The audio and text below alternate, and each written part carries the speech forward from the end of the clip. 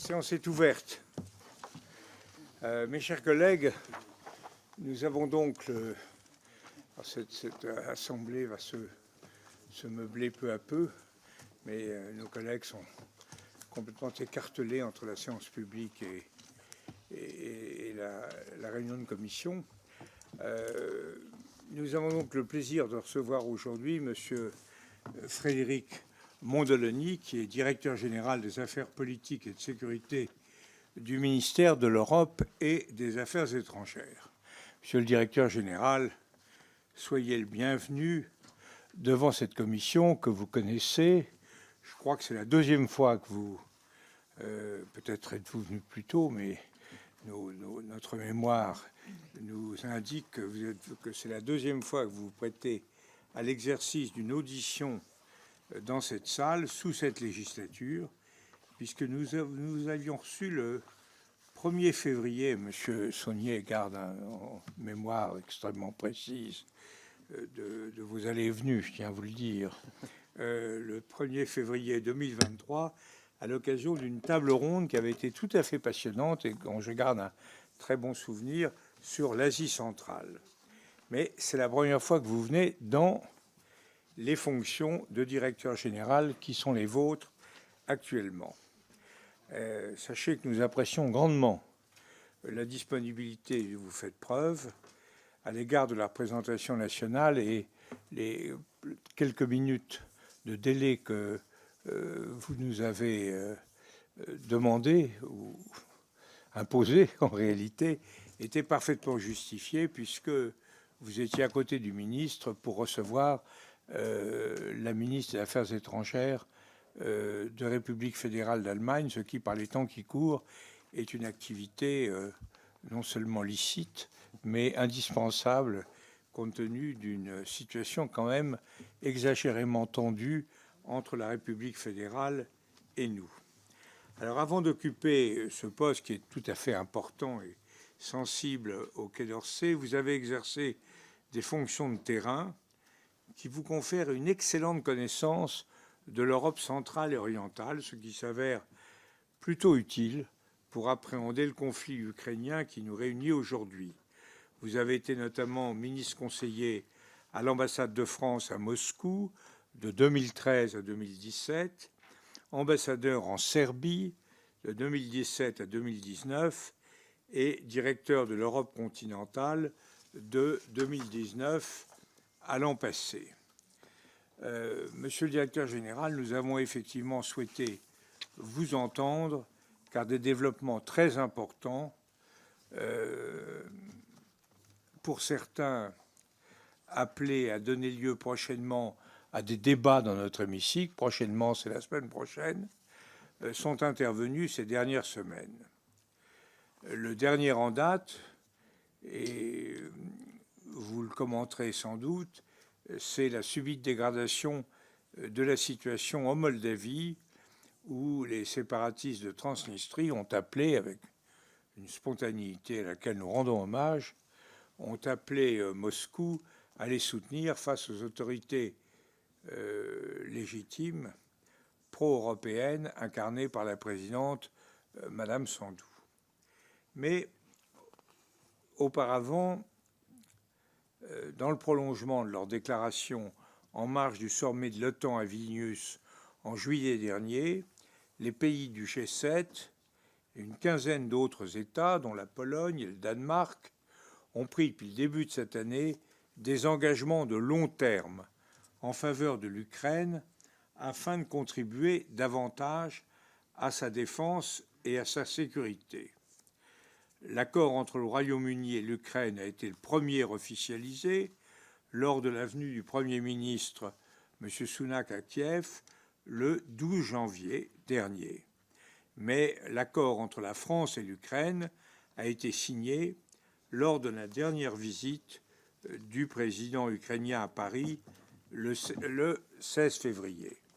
Cet accord de coopération en matière de sécurité entre la France et l'Ukraine, dont, je dois le dire, l'intégralité a été publiée sur le site web de l'Élysée, ce qui dénote un effort de transparence à laquelle cette commission ne peut pas ne pas être sensible, n'est pas formellement et juridiquement un accord international au sens de l'article 53 de notre Constitution, car il ne comporte pas de dispositions juridiquement opposables.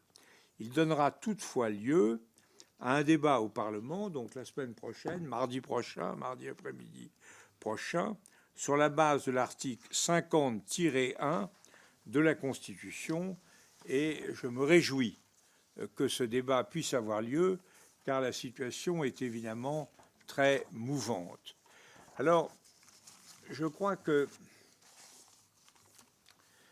nous allons vous interroger, ce qui nous interroge, ce qui nous interpelle d'abord, c'est la nature de cet accord bilatéral.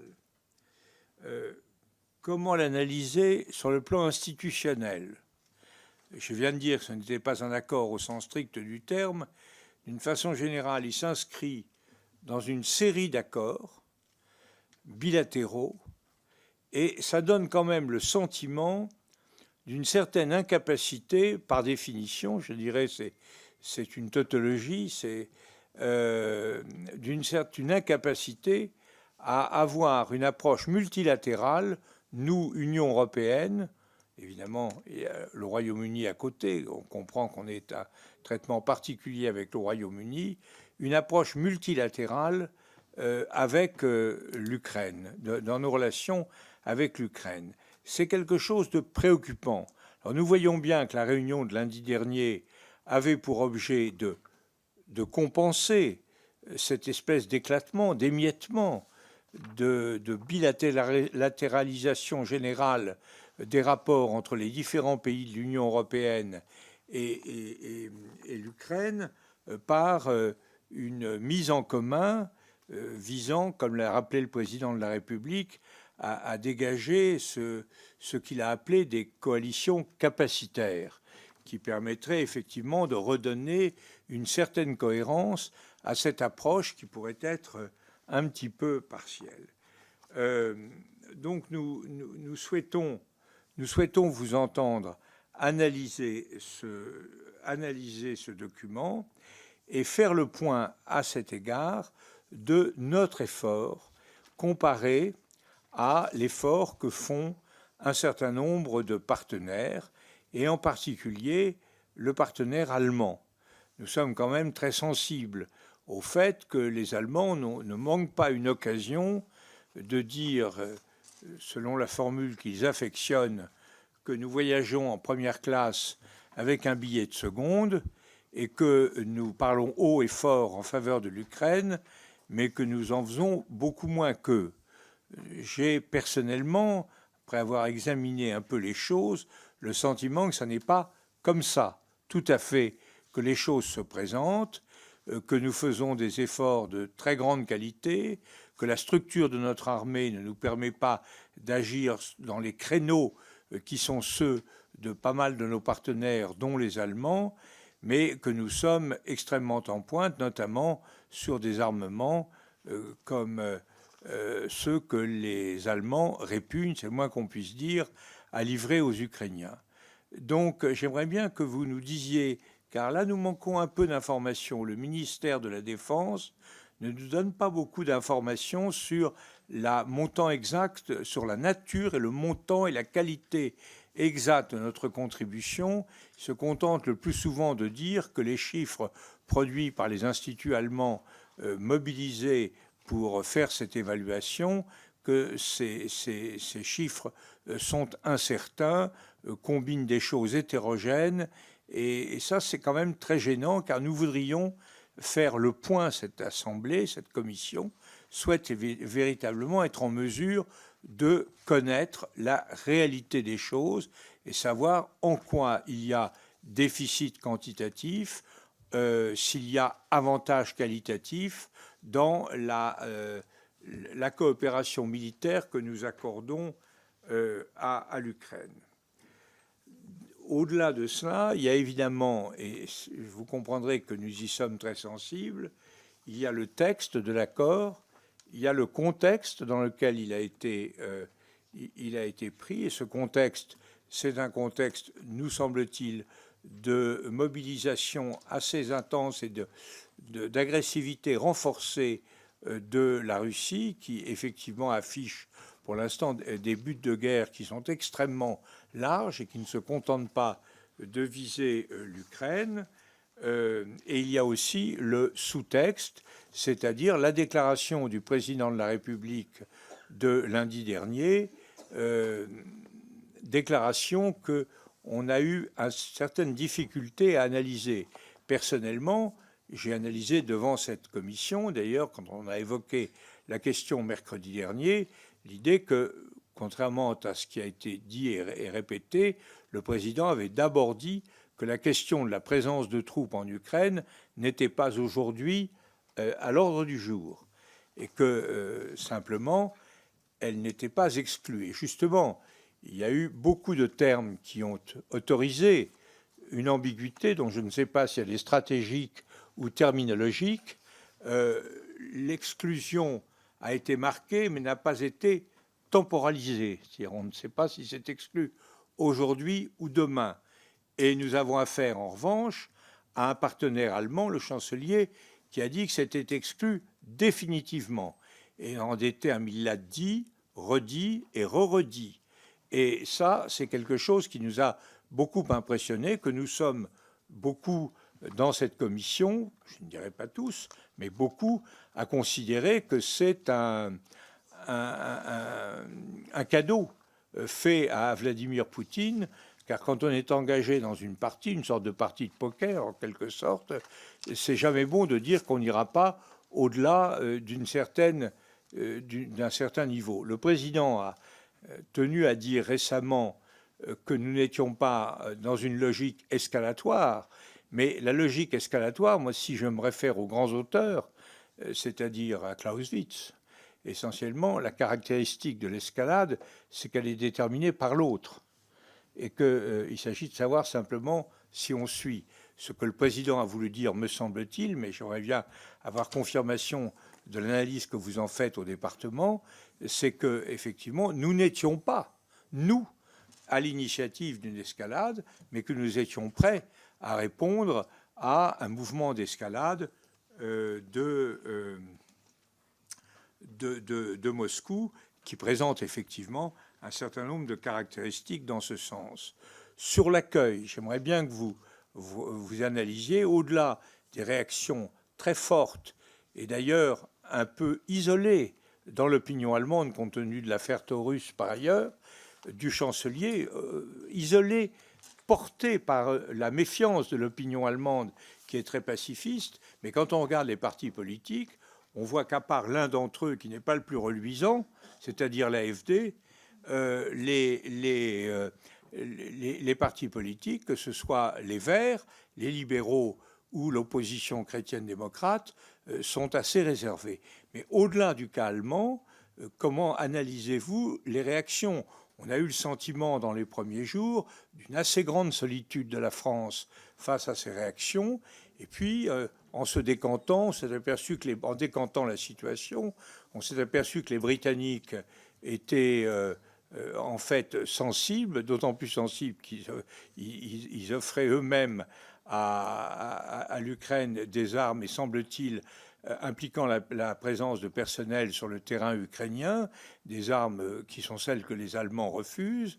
Nous avons eu une réaction de certains États baltes et nous avons eu quelque chose de tout à fait impressionnant, et j'aimerais bien savoir comment vous l'analysez, qui a été la réaction du secrétaire à la Défense américain, qui a estimé, dans une logique escalatoire qui nous serait imposée par M. Poutine, qu'il serait impossible à l'OTAN de ne pas s'impliquer davantage dans un conflit dans l'hypothèse où l'Ukraine s'effondrerait militairement.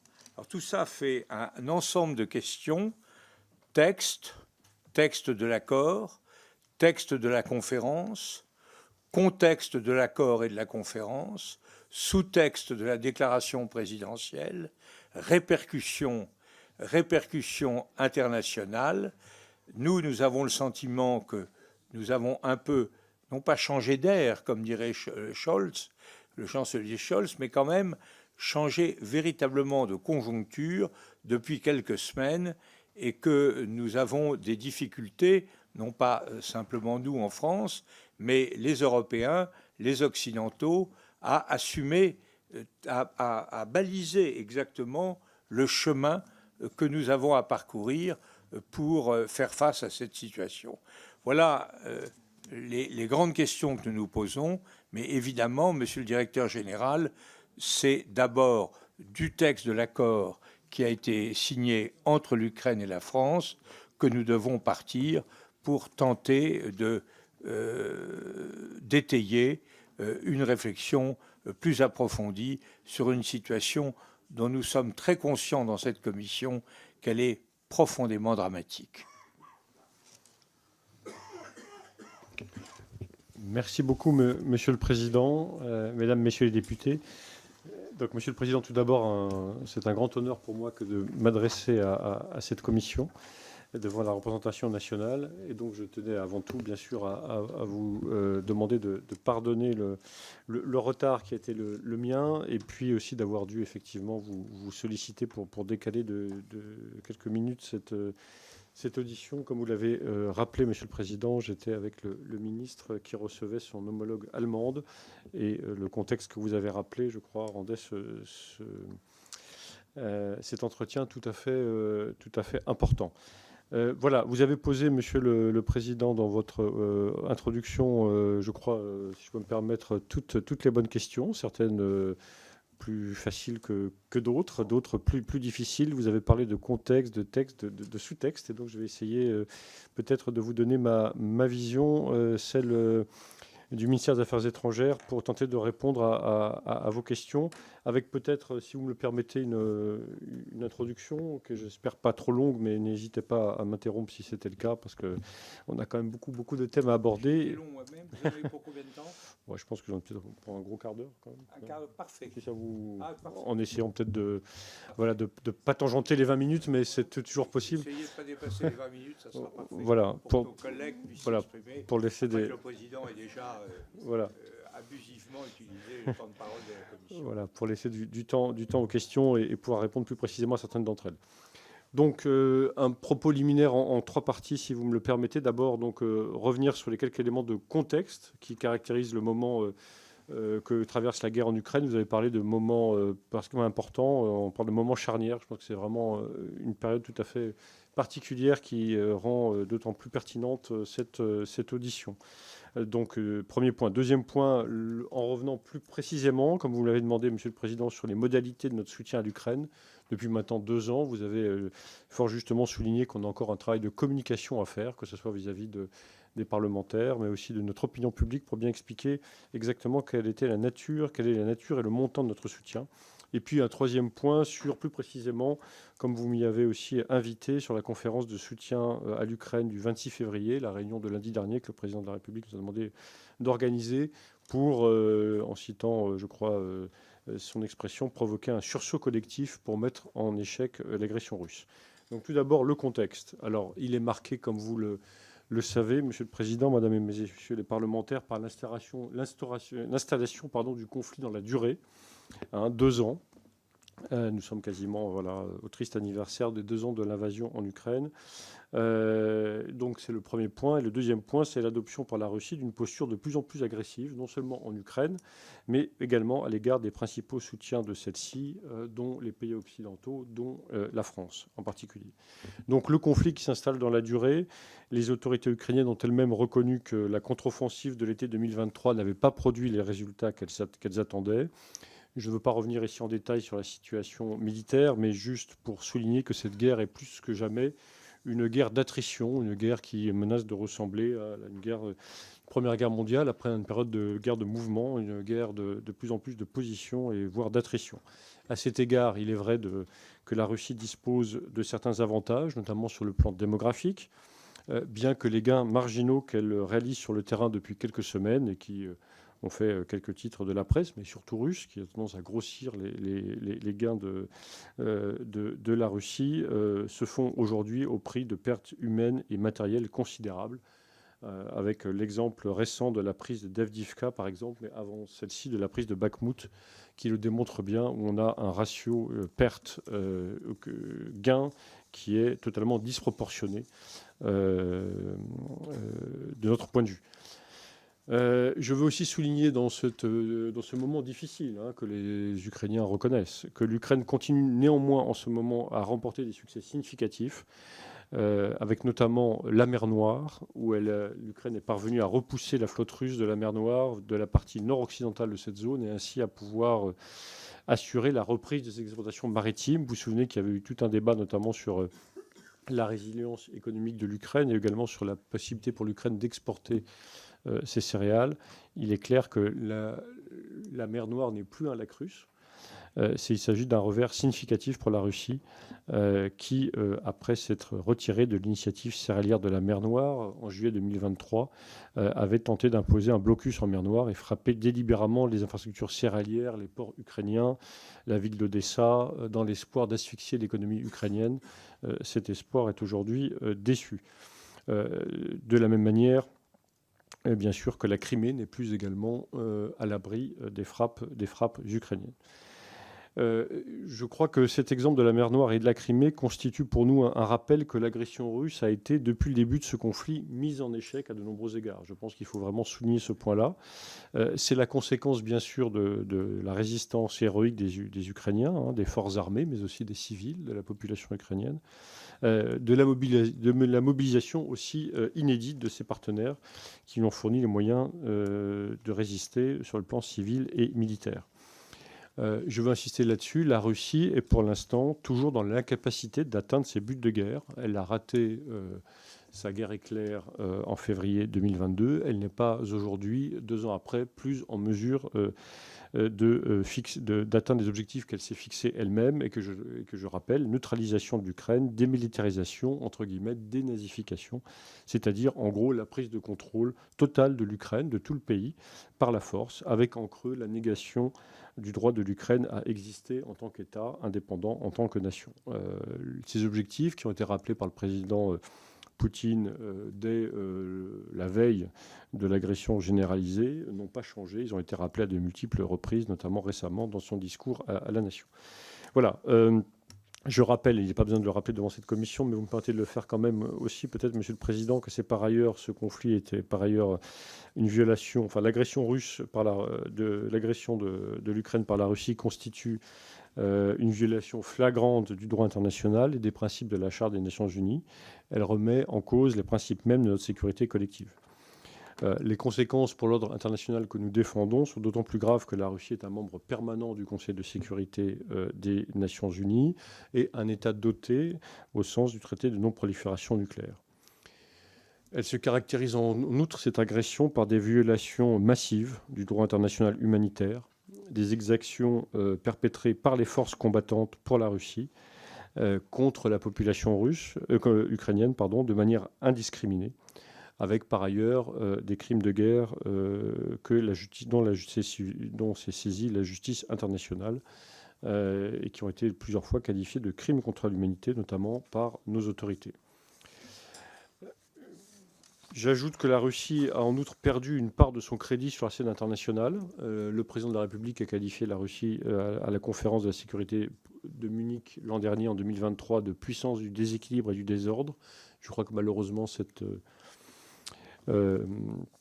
caractérisation est toujours valable aujourd'hui. Elle est perçue comme telle par un grand nombre de pays. Je rappelle que plus de 140 pays ont condamné l'agression russe à l'Assemblée générale des Nations unies.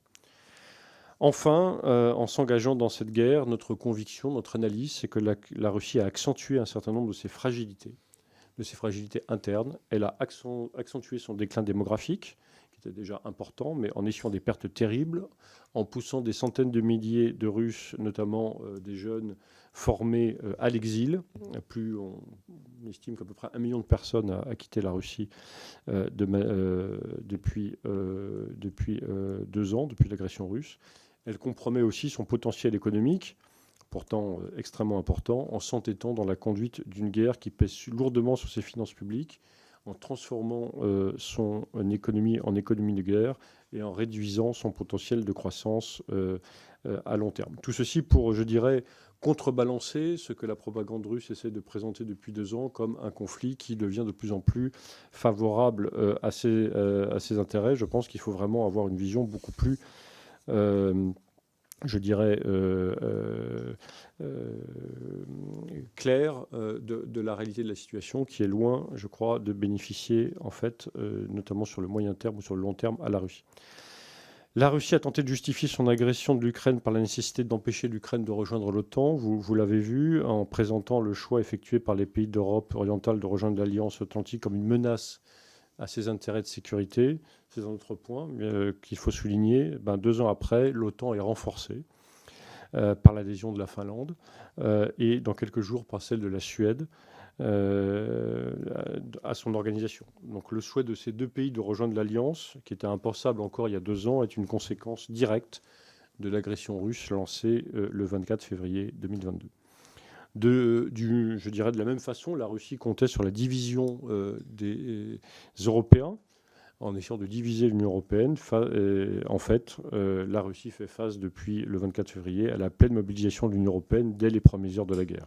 Alors bien sûr, il y a des sensibilités différentes au sein de différents pays de l'Union européenne, mais ce que je constate, c'est que depuis 2 ans, l'Union européenne a réussi à, même je dirais, surmonter même quasiment certains tabous qui étaient les siens. Et en tous les cas, les Européens ont apporté une assistance militaire et civile considérable à l'Ukraine, notamment par la mise en place de nouveaux instruments, comme la Facilité européenne pour la paix, par exemple, mais pas simplement. L'Union européenne a formé des soldats ukrainiens en Europe, a adopté des sanctions d'une ampleur inédite. On a son 13e volet de paquet de sanctions. Les Européens ont réduit leur dépendance énergétique face à la Russie. Les Européens ont accueilli des dizaines de milliers de réfugiés ukrainiens. Il est nécessaire, je crois, de rappeler ces éléments pour montrer que, quelle que soit la confiance que souhaite afficher Moscou, pour des raisons politiques, pour des raisons de propagande, car c'est une guerre qui se situe également dans le champ psychologique, dans le champ des perceptions, comme dirait le chef d'état-major des armées. Cette guerre est catastrophique, non seulement pour l'Ukraine, bien sûr, qui en est la première victime, non seulement pour nous, non seulement pour l'ordre international, mais également, c'est ma conviction profonde en tous les cas, pour la Russie elle-même, pour l'avenir de ce pays. Le choix funeste de Moscou, de ses autorités politiques, de Vladimir Poutine en particulier, conduit la Russie à un affaiblissement dans la durée de manière quasiment inexorable. En tout cas, c'est notre conviction, sauf si, bien sûr, elle faisait des choix différents. C'est la raison pour laquelle je crois qu'il ne faut pas acheter le narratif russe. La Russie escompte l'emporter. La Russie n'a pas changé ses buts de guerre, mais elle escompte encore pouvoir l'emporter en pariant sur notre lassitude. Elle maintient ses objectifs, elle redouble d'efforts pour consolider son occupation des territoires ukrainiens et continuer de menacer le reste du pays, mais je dirais, elle compte essentiellement sur notre désunion, sur un éventuel affaiblissement du lien transatlantique, sur un éventuel affaiblissement de notre soutien à l'Ukraine pour l'emporter. S'agissant de potentielles négociations de paix, au moment où nous parlons, il est clair que pour nous, malheureusement, encore une fois, c'est un diplomate qui parle, c'est notre métier d'essayer de créer des ponts, de créer des ouvertures. Il est clair que notre analyse, c'est que la guerre est devenue peut-être quasiment existentielle pour le régime actuellement en place à Moscou. En tous les cas, la Russie ne montre aucune intention de négocier pour le moment, de manière de bonne foi. Et cette réalité, malheureusement, ne devrait pas changer tant qu'elle croira à un effritement du soutien européen et américain à l'Ukraine. Je signale ce point parce qu'il n'est pas impossible, dans les mois qui viennent, de voir encore peut-être quelques ballons d'essai ou quelques tentatives russes de montrer qu'elles se situeraient, entre guillemets, du bon côté de la balance en essayant de promouvoir telle ou telle initiative. Notre analyse, c'est que pour l'instant, elle ne montre aucune volonté de négocier. Alors, cette stratégie russe constitue, et je vais accélérer parce que je vois que je vais dépasser le temps, constitue non seulement une menace pour l'Ukraine, mais aussi pour nos propres intérêts de sécurité européens comme nationaux. Et je voulais aussi, bien sûr, faire un point particulier sur, je dirais, notre analyse que la Russie a en effet franchi un nouveau seuil d'agressivité, vous l'avez dit, Monsieur le Président, par la conduite d'actions hybrides de déstabilisation, notamment en matière de manipulation d'informations et dans le domaine cyber. Elle a par exemple récemment, vous l'avez vu, peut-être cherché à accuser la France d'envoyer des supposés mercenaires français. Nous avons évidemment contré ce message de désinformation. De la même manière, elle cible particulièrement des institutions, des entreprises stratégiques. Nous prenons particulièrement au sérieux ces agissements, en particulier à l'approche des élections européennes et des Jeux olympiques et paralympiques de Paris. Voilà, et vous avez vu que le ministre des Affaires étrangères a annoncé lors d'une rencontre avec ses homologues allemands et polonais en format Weimar le 12 février dernier la détection d'un réseau de désinformation pro-russe surnommé Portal Combat, comprenant au moins 193 sites sur la base d'un rapport technique de l'agence Viginum. Il est clair que ces agissements visent également à déstabiliser nos démocraties, à instiller le doute dans nos opinions publiques et à interférer dans l'organisation de nos processus électoraux pour tenter de fissurer notre front uni de soutien à l'Ukraine.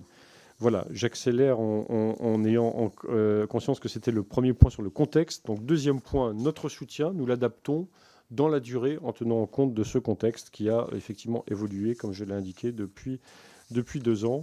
Et le troisième point, ce sera un point, je le rappelle, sur particulièrement la réunion du 26. Donc, sur notre soutien militaire, tout d'abord, enfin notre soutien en général, le président de la République a fixé une ligne très claire qui consiste à donner à l'Ukraine les moyens de se défendre dans la perspective d'une guerre longue et de défendre nos intérêts de sécurité face à une menace russe plus directe, sans évidemment rentrer en guerre contre la Russie et sans dépasser le seuil de cobelligérance. Donc sur le soutien militaire, d'abord nous ancrons notre soutien dans la durée sur le plan militaire. Nous avons livré plusieurs capacités critiques. Vous avez indiqué, Monsieur le Président, que vous souhaitiez de la transparence sur ces livraisons. Le ministère des Armées, auquel il revient en premier lieu de le faire, a, je crois, publié récemment, le ministre, des fiches, des documents. Je résumerai en disant que la France a livré pour une valeur totale de 2,6 milliards d'euros d'équipements militaires à l'Ukraine, auquel on peut rajouter les 1,2 milliard depuis 2 ans, auquel on peut rajouter les 1,2 milliard d'euros de notre contribution à la Facilité européenne pour la paix, ce qui avoisine, je dirais, 3,8 milliards d'euros depuis 2 ans. On a toute une série de données qui ont été maintenant rendues publiques. Donc je vous passe les équipements individuels, mais les plus importants. Nous avons livré 6 canons TRF-1, 30 canons César, 12 mortiers de 120 mm en termes de défense solaire, 2 systèmes de Crotale, 6 systèmes Mistral, un système SMPT. En termes de véhicules blindés, 38 AMX-10, 250 VAB blindés, et puis également des systèmes anti-chars. Nous avons livré des missiles Scalp, le chiffre de missiles est en revanche confidentiel, et toute une série de munitions, mais aussi des systèmes de transmission, des drones, de l'armement de petit calibre ou du génie. Nous pourrons vous fournir peut-être des éléments encore plus précis si vous le souhaitez, en liaison avec le ministère des Armées. Nous avons également pris la tête de... Des éléments comparatifs par rapport à ce que font nos partenaires, parce que c'est quand même, on est quand même au cœur d'une polémique. Voilà. Alors là-dessus, il est clair que nous l'avons fait de manière coordonnée avec nos alliés, bien sûr. Nous avons pris d'ailleurs, pris la tête d'une ce qu'on appelle une coalition capacitaire, donc dans le domaine de l'artillerie, notamment pour amplifier le domaine la livraison de fournitures de canons César. Vous savez, ces canons qui sont considérés, je crois, par nos amis ukrainiens comme parmi les meilleurs du monde.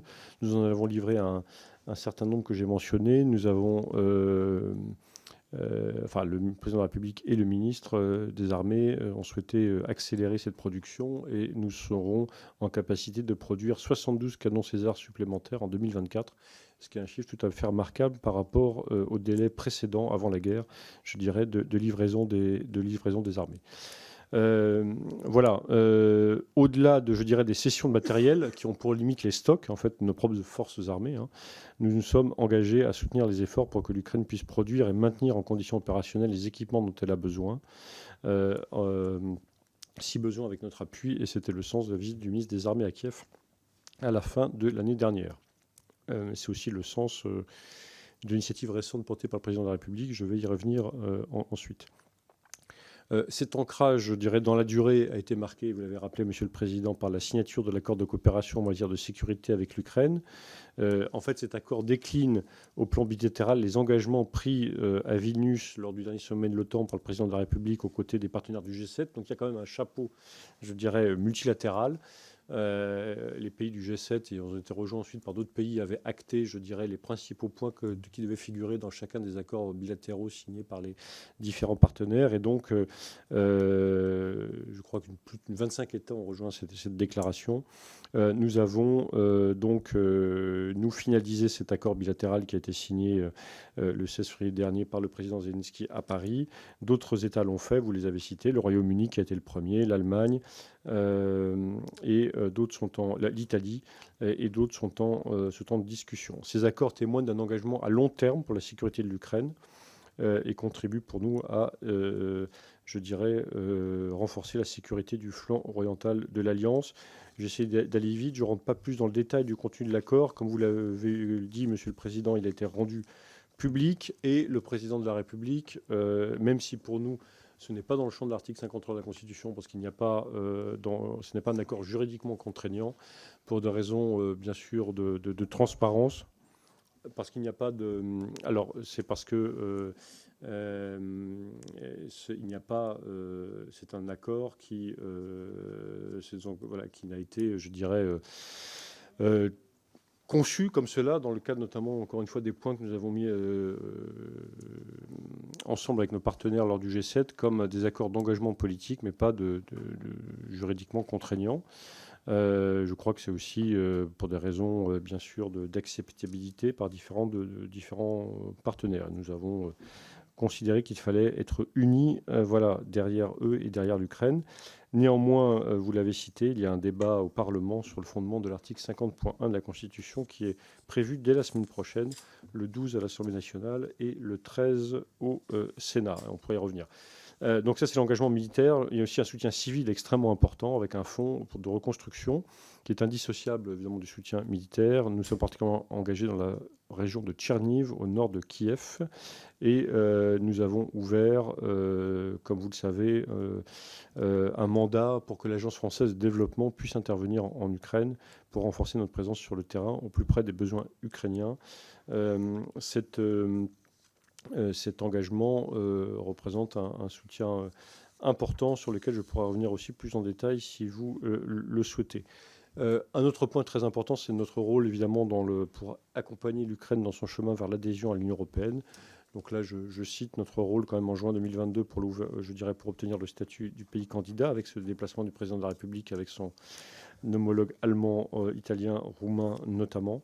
Et puis, je dirais, dans l'adoption récente de la facilité Ukraine, alors l'ouverture des négociations d'adhésion, bien sûr, à la fin de l'année dernière, et puis l'adoption récente de la facilité Ukraine au Conseil européen extraordinaire du 1er février dernier, et donc c'est 50 milliards d'euros jusqu'en 2027, afin que l'Ukraine dispose de l'aide économique indispensable et de l'appui technique nécessaire. Voilà.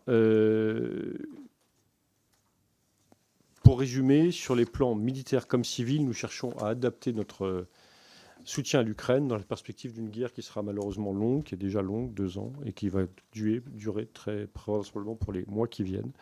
Une guerre que nous ne souhaitions pas, mais à laquelle nous devons nous adapter car la Russie s'entête dans son projet d'agression. Le calcul de la Russie, vous l'avez cité d'ailleurs, je l'ai déjà indiqué, mais il me semble important d'insister sur ce point, demeure inchangé, c'est l'érosion du soutien occidental, la fracturation de l'Union européenne, peut-être l'arrivée d'une prochaine administration en novembre prochain aux États-Unis qui serait moins prête à soutenir l'Ukraine, alors qu'elle n'affiche aucune intention alors que la Russie, elle, n'affiche aucune intention de négocier et compte sur la fatigue des partenaires de l'Ukraine pour l'emporter.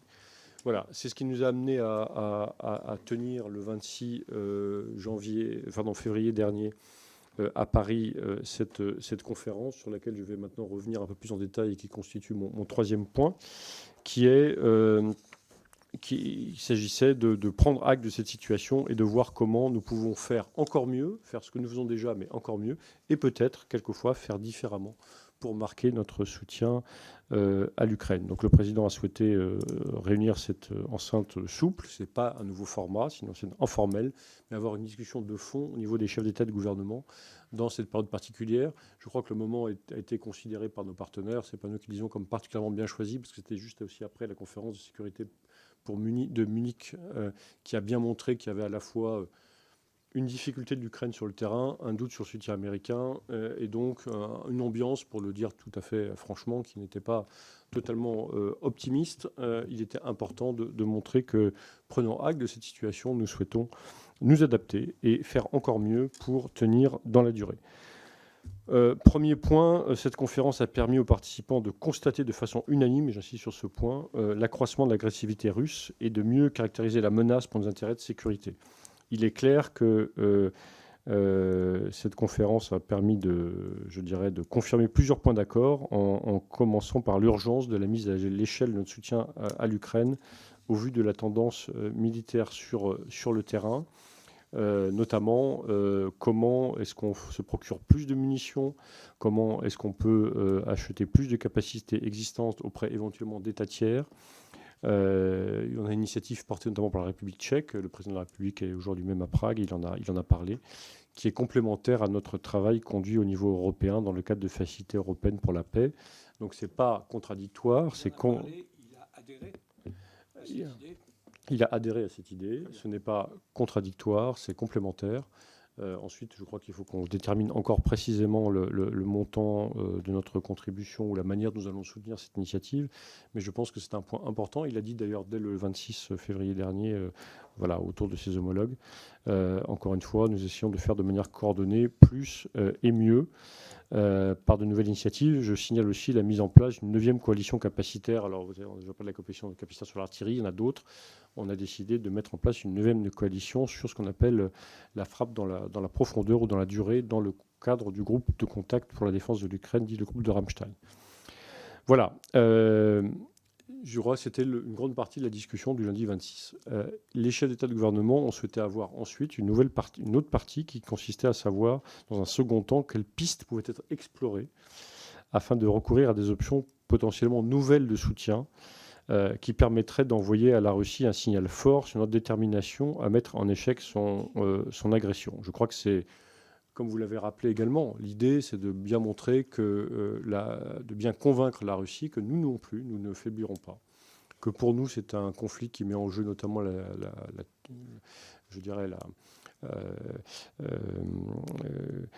souveraineté de l'Ukraine, le territoire de l'Ukraine, mais également la sécurité de l'Europe, et que donc nous nous inscrivons dans la durée pour envoyer ce message, je dirais, de détermination au président Poutine. Et donc différents points ont été abordés dans cette réunion, qui vont donner lieu à qui ont donné lieu d'ailleurs depuis et qui vont donner lieu dans les semaines qui viennent encore à des discussions avec nos partenaires. 5 points, je dirais, ont fait l'objet de discussions et ont émergé des échanges de manière je dirais convergente. Je ne dirais pas qu'ils font absolument tous consensus, mais tout le monde a accepté, a décidé de travailler sur ces points. Donc il y a un consensus en tous les cas pour y travailler. Le cyberdéfensif, comment on aide l'Ukraine à se défendre en matière cyber, la protection de la frontière ukraino-bélorusse par des forces potentiellement non militaires pour dégager des moyens de l'Ukraine, la coproduction de capacités militaires sur le sol ukrainien, la défense de pays menacés directement par l'offensive russe en Ukraine, en particulier la Moldavie, pays très important que vous avez cité, Monsieur le Président, ainsi que des opérations de déminage. Donc ces différents points feront l'objet d'un processus de suivi. On l'a déjà fait au niveau, je dirais, des hauts fonctionnaires. Et dès cette semaine, après-demain, jeudi 7 mars, une réunion conjointe par visioconférence des ministres des Affaires étrangères et de la Défense fera le point avec nos partenaires pour voir comment on peut décliner de manière opérationnelle ces pistes. Sur ce thème, et comme vous l'avez dit, ça a donné lieu à plusieurs interprétations malheureusement erronées. Il est clair que l'idée, c'était de n'exclure a priori aucun moyen. Comme vous l'avez dit, quand on est dans un combat face à un adversaire, il est clair qu'il vaut mieux, je dirais, montrer la détermination et ne pas le faire douter sur la détermination plutôt que lui dire à l'avance ce que nous ne ferons absolument pas, mais en gardant à l'esprit la maîtrise de l'escalade, la nécessité de garder la maîtrise de l'escalade qui est très claire et de ne pas franchir le seuil de la co-belligérance. Alors je rappelle très clairement, c'est la Russie qui a décidé de l'escalade. C'est la Russie qui a décidé, après avoir occupé la Crimée et avoir occupé une partie du Donbass, d'attaquer l'Ukraine de manière globale et générale, du nord au sud, et en passant avec l'Est aussi et en attaquant l'Ouest. Donc cette escalade, nous la déplorons. Nous considérons d'ailleurs que la Russie, comme je l'ai dit, attaque non seulement l'Ukraine, mais également une partie de ses soutiens par des attaques hybrides, que ce soit dans le domaine cyber, dans le domaine informationnel. Et donc c'est un fait à laquelle nous devons réagir. Mais nous gardons à l'esprit de maîtriser cette escalade et de ne pas franchir le seuil de la co-belligérance. Nous avons toujours été très clairs sur ce point. Le président de la République l'a clairement dit le 26 février. Il a clairement dit que nous n'étions pas en guerre avec le peuple russe. Mais il est nécessaire que la Russie comprenne notre détermination, ce qui n'est pas possible si nous dévoilons par avance à Moscou les limites de ce que nous sommes prêts à faire. On ne fait pas d'attaque cyber Voilà. contre la Russie. Voilà. Alors, nous faisons du cyberdéfensif. Voilà. Encore une fois, nous n'attaquons pas la Russie en tant que telle. Nous ne considérons pas que nous sommes nous-mêmes en guerre contre la Russie, ni contre le peuple russe. La question se pose de savoir si c'est vrai dans le sens inverse, quand vous lisez les discours du président Poutine. Voilà. Donc, toutes ces pistes d'action, elles constituent une réponse à l'agressivité croissante de Moscou. Hein. C'est Moscou, encore une fois, qui alimente l'idée d'une guerre des civilisations, nouvelle formule, d'une guerre directe avec ce qu'elle appelle l'Occident collectif. Voilà. Voilà. Je m'arrêterai peut-être là, juste quelques points en conclusion. Juste pour rappeler qu'en aidant l'Ukraine, nous défendons aussi nos propres intérêts de sécurité.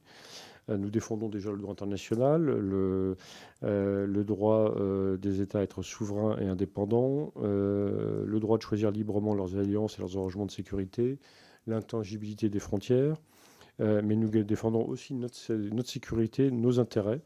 Voilà, comme je crois l'a déclaré le ministre des Affaires de l'Europe et des Affaires étrangères récemment, le coût du soutien à l'Ukraine, qui est important, ce sont des chiffres importants, doit être mis en parallèle, en perspective avec le coût que représenterait une victoire de la Russie et des conséquences qu'elle emporterait, que ce soit en termes de droit international d'ailleurs, de nécessité pour nous de rehausser nos dépenses de défense encore plus, mais également de vagues de réfugiés, de contrôle sur les exportations agricoles. Voilà, je ne veux pas être trop long, mais je crois que c'est très important de le souligner. C'est donc, en défendant l'Ukraine, c'est aussi de défendre notre stabilité économique, nos intérêts sécuritaires et géopolitiques. Voilà. Merci. Voilà. Je crois que le président était clair quand il a reçu le président Zelensky à Paris au mois de février et je crois qu'il se rendra prochainement en Ukraine, en tout cas dans les semaines qui viennent, me semble-t-il. Merci beaucoup. Bien, c'était extrêmement riche. Je vous remercie infiniment de toutes ces précisions que vous nous avez apportées. Et maintenant, sans plus tarder, nous allons permettre au groupe de s'exprimer. Vous connaissez notre règle que j'ai beaucoup de mal à faire respecter, mais enfin, comme Meir Habib n'est pas là, ce sera peut-être plus facile que d'habitude. Je vous en prie. Hein, sur les mises en cause personnelles, j'en ai ma claque. Bon, donc, nous allons donc respecter les minutes. Donc, c'est 2 minutes et demie par... et je vous demande à chacun de vous y tenir strictement et vous essayerez, monsieur le directeur général, de faire une réponse dans le même volume, sachant que comme vous allez multiplier les réponses, si vous avez quelque chose sur la langue, vous pourrez l'exprimer quelques minutes plus tard. Bien, monsieur Gomi pour Renaissance.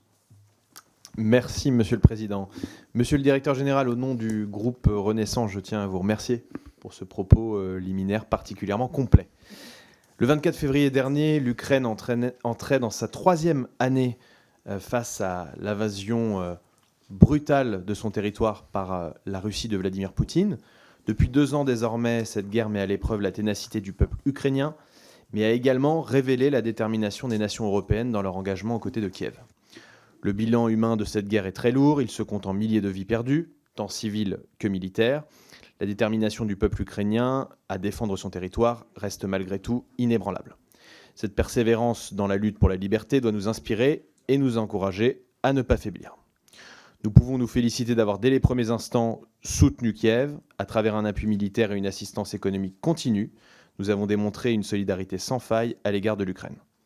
Cet engagement s'est récemment illustré, vous l'avez rappelé, par la signature d'un accord de sécurité bilatéral conclu à l'occasion de la visite du président ukrainien en France le mois dernier. D'une durée de 10 ans, cet accord prévoit une aide militaire française supplémentaire de 3 milliards d'euros en 2024, la formation d'au moins 7000 soldats ukrainiens et facilite l'acquisition par Kiev de matériel en propre. Ces initiatives, symboles de notre appui indéfectible, s'inscrivent dans une dynamique européenne de soutien financier à l'Ukraine, marquée notamment par le nouvel accord d'aide financière de 50 milliards d'euros. Cependant, il convient de reconnaître que notre soutien, vital pour la résistance ukrainienne, est désormais confronté à de nouveaux défis.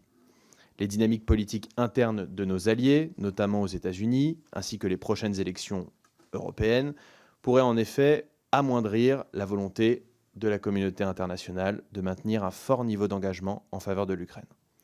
Face à cette incertitude, le rôle de la France demeure crucial.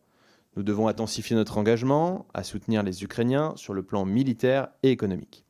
Alors que la Russie redouble d'efforts pour saper le soutien européen, notamment en ciblant la France par des campagnes de désinformation et des cyberattaques, il nous faut être à la hauteur de l'histoire. C'est dans l'unité et la solidarité que nous pourrons aider Kiev à traverser cette terrible épreuve. Aujourd'hui, la Cour pénale internationale a délivré des mandats d'arrêt à l'encontre de 2 hauts gradés de l'armée russe accusés d'avoir mené des attaques contre des infrastructures civiles en Ukraine. Une question, pensez-vous que nous avons franchi une nouvelle étape pour assurer que justice soit rendue pour toutes les victimes de cette guerre? Je vous remercie, Monsieur Gomis, de ne pas avoir dépassé plus de 5 secondes. Monsieur le Directeur Général. Merci beaucoup, monsieur le député, pour votre intervention. Effectivement, 2 points que je signale. D'une part, donc, le soutien de la France à l'Ukraine dans la durée. Vous me permettez, car vous l'avez dit, de revenir un peu sur l'arrangement de sécurité que vous avez signalé. Donc effectivement, 10 ans, jusqu'à 3 milliards d'euros d'aide supplémentaire, de la formation sur place, et un accord qui est, je dirais, holistique, c'est-à-dire qu'il comporte à la fois le soutien militaire, mais également le soutien civil, le soutien à l'Ukraine dans son chemin d'adhésion vers l'Union européenne, et également du côté ukrainien la nécessité de faire des réformes pour se permettre, je dirais, d'être prêt pour ce chemin à l'adhésion, que ce soit dans le domaine de la lutte contre la corruption, de la démocratie, de l'état de droit. Les Ukrainiens sont courageux. Je crois que beaucoup a été fait, honnêtement, qui a permis l'ouverture des questions d'adhésion à la fin de l'année dernière, mais beaucoup reste à faire, et nous l'avons consigné par cet accord. S'agissant des questions de lutte contre l'impunité, que je vous remercie aussi d'avoir soulevé, c'est effectivement un point très important. Oui, pour nous, un pas important a été franchi. Nous soutenons très clairement le travail d'enquête, à la fois d'une part d'ailleurs des Ukrainiens, mais également de la Cour pénale internationale qui a délivré plusieurs mandats d'arrêt et qui mène sur place plusieurs enquêtes par rapport aux crimes de guerre qui ont été commis, dont certains peuvent s'assimiler probablement à des crimes également contre l'humanité.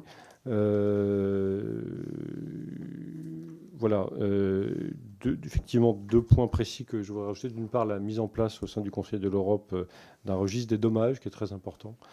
Et d'autre part, des réflexions sur la mise en place d'un tribunal international. Donc là, il y a tout un débat sur le tribunal d'agression, notamment au sein des soutiens de l'Ukraine. Ce débat est important. Il est clair que pour nous, les responsables des crimes qui sont commis en Ukraine devront être jugés, pas simplement par le tribunal de l'histoire, mais si possible aussi par la justice pénale internationale. Je crois que nous avons là un champ important de coopération et aussi un champ pour les Nations Unies qui l'ont encore une fois démontré, que ce soit pour la CIJ, la Cour internationale de justice qui a condamné très clairement l'agression russe en Ukraine, et puis pour ce qui est de la lutte contre l'impunité de la Cour pénale internationale. Merci. Merci infiniment. Monsieur Buisson pour le Rassemblement national. Monsieur le député de l'Ain, c'est à vous. Merci, Monsieur le Président, Monsieur le Directeur, mes chers collègues. Le Président de la République a déclaré à la suite de la conférence de Paris de soutien à l'Ukraine du 26 février dernier que l'envoi de troupes occidentales au sol en Ukraine n'était pas exclu. Alors que la parole présidentielle inquiète au plus haut point nos compatriotes, rappelons ici que d'après un sondage récent, près des 3/4 des Français se disent opposés à l'envoi de troupes occidentales au sol. Certains analystes français ont emboîté le pas du président et louent sur les plateaux de télévision sa volonté de maintenir une ambiguïté stratégique à l'égard de la Russie. Mais comment peut-on parler d'ambiguïté stratégique lorsque les propos du président sont démentis par l'unanimité des capitales occidentales, de Washington à Londres, en passant par Rome, Berlin et même Varsovie? Nous n'osons imaginer que le président de la République manie maladroitement, à des fins de politique intérieure, le risque de guerre mondiale pour mieux pouvoir désigner le premier parti d'opposition comme une 5e colonne. S'il fallait encore une preuve de l'impréparation de cette déclaration, Emmanuel Macron a partiellement démenti cette annonce en excluant l'envoi de troupes françaises dans un avenir proche. Tout cela n'est pas sérieux. Ces paroles martiales contrastent avec le bilan mitigé du soutien à l'Ukraine qui explique la tenue de cette conférence. Le président ukrainien a déploré n'avoir reçu que 30% du million d'obus que l'Union européenne lui avait promis. Le président Macron a balayé cette promesse non tenue d'un revers de main en rappelant, lors de la même conférence de presse, je cite, « Force est de constater que nous n'avions pas ce million ». Nous nous réunissons aujourd'hui pour débattre de la situation en Ukraine, 2 ans après le début de l'invasion russe du pays, mais à l'évidence, la situation de l'industrie de l'armement française ne s'est pas assez améliorée en dépit du passage à une économie de guerre annoncée par Emmanuel Macron. Les politiques menées par les gouvernements successifs depuis 40 ans ont affaibli notre pays sur tous les plans, industriel, militaire, énergétique, politique, et le redressement tant attendu et surtout tant annoncé n'arrive jamais. Force est de constater que l'incurie de l'action du président de la République n'a d'égal que la grandiloquence de son verbe. C'est la 2e fois que le président envoie une coalition internationale fantôme sur le terrain, à Gaza contre le Hamas et aujourd'hui en Ukraine. Voilà pourquoi, Monsieur le Directeur, je souhaite vous poser cette question. Les annonces présidentielles intempestives et démenties, je dirais même anéanties par le chancelier allemand, ne participent-elles pas d'un affaiblissement de la parole de la France dans le monde et particulièrement dans ce conflit? Merci. Ah, je suis heureux que le 7 s'écrive CE2TE et pas SEPT. Monsieur le Directeur général. Merci beaucoup, monsieur le député. Donc, je ne serais pas étonné que je ne partage pas vos appréciations sur ce que nous essayons de faire en soutien à l'Ukraine. D'une part, s'agissant de l'envoi de troupes au sol, il est clair que le président de la République a indiqué que pour l'instant, aucune option ne devait être exclue, mais il a clairement indiqué que nous ne souhaitons pas nous présenter en situation de co-belligérance vis-à-vis de la Russie. Nous ne sommes pas partis à ce conflit, nous ne sommes pas... Je dirais, nous ne souhaitons pas le devenir. Le président de la République l'a dit et répété à de nombreuses reprises. Il ne nous semble pas qu'il ait été sur ce point démenti. Les équipements militaires que nous avons fournis à l'Ukraine n'ont pas fait de la France une partie au conflit. Nous cherchons aujourd'hui à examiner les options qui nous permettent de nous assurer, dans ce moment compliqué que j'ai décrit, je crois avec une réelle transparence devant vous, donc de s'assurer que la Russie ne l'emporte pas. Et pour cela, nous devons réfléchir à des options qui nous permettent d'assurer que la Russie soit assurée de notre détermination à soutenir l'Ukraine dans la durée. Certaines des options que j'ai indiquées peuvent, je dirais, si évidemment tel ou tel État le souhaitait, conduire éventuellement à une aide accrue aux Ukrainiens sur le terrain, ce qui ne signifie aucunement l'envoi de troupes combattantes voulant combattre les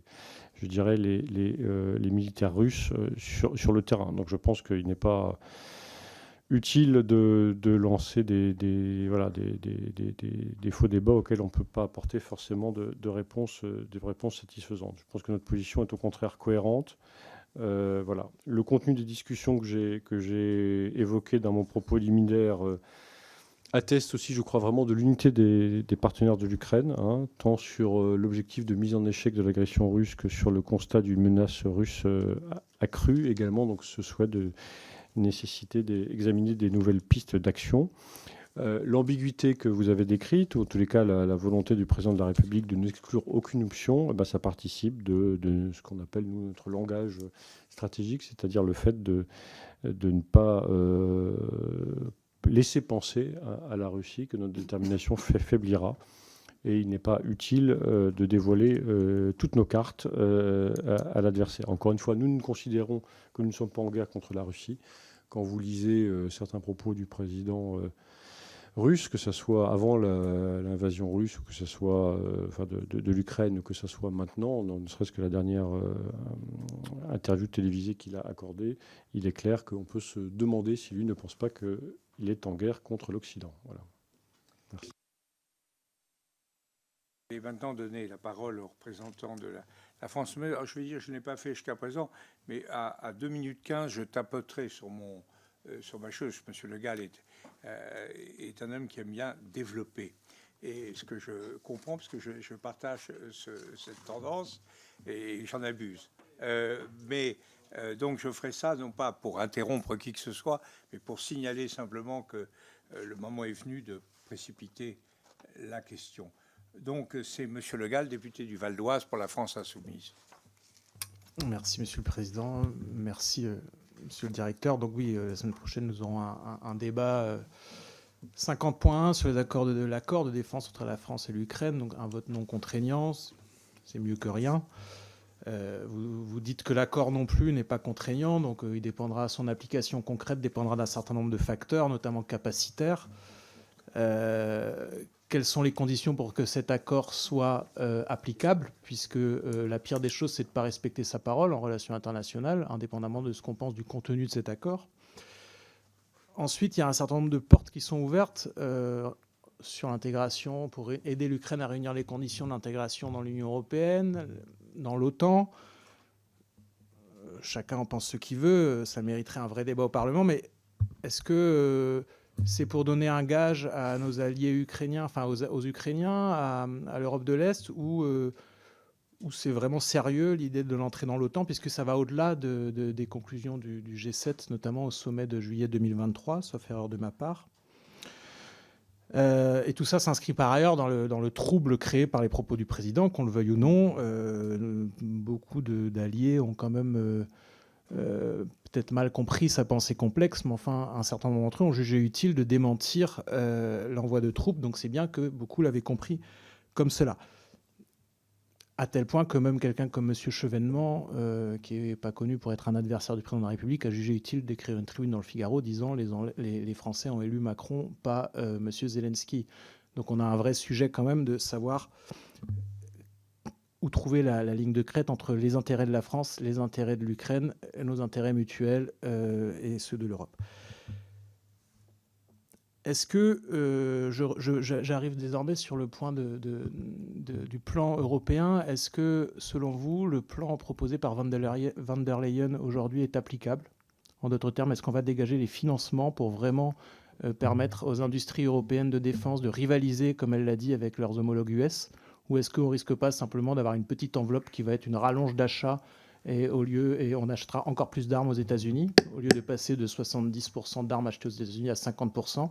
Est-ce que les conditions, notamment financières, sont réunies à court terme? Et enfin, pouvez-vous nous indiquer les conséquences potentielles de la conversation surprise, notamment dans des conditions d'amateurisme assez désarmantes du haut état-major allemand et de ce qui a été dit, voilà. Quelles sont les conditions tactiques potentielles? Merci. La question est clairement posée. Je vous remercie, monsieur le député. Monsieur le directeur général. Merci beaucoup, Monsieur le Président. Merci, Monsieur le député. Donc, Merci d'avoir soulevé tous ces différents points. Premièrement, donc l'accord de coopération en matière de pour le titre exact, c'est l'accord de coopération en matière de sécurité avec l'Ukraine. Effectivement, pour nous, encore une fois, il n'y a pas de disposition juridiquement contraignante, donc c'est pour ça que ça ne relève pas de l'article 53 de la Constitution. Donc, aucune autorisation de ratification parlementaire proprement dit n'est nécessaire, mais en revanche, il est essentiel, de notre point de vue, que la représentation nationale puisse s'exprimer. C'est la raison pour laquelle il y aura ce débat. Sur la question de savoir s'il est crédible qu'il soit mis en œuvre ou non, pour moi, oui. Pour la question, il est clair. Enfin, vous avez le texte de l'accord. Aucune des dispositions qui y figurent, pour nous, ne pourrait ne pas être mise en œuvre. C'est un accord qui dure pour 10 ans, qui est la durée que les grands pays, que les pays qui ont souhaité signer un accord de ce type avec l'Ukraine ont choisi. Et notre soutien militaire, effectivement, le chiffre qui est indiqué, c'est jusqu'à 3 milliards d'euros. Tout ce que nous prévoyons de faire dans cet accord, pour nous, est possible.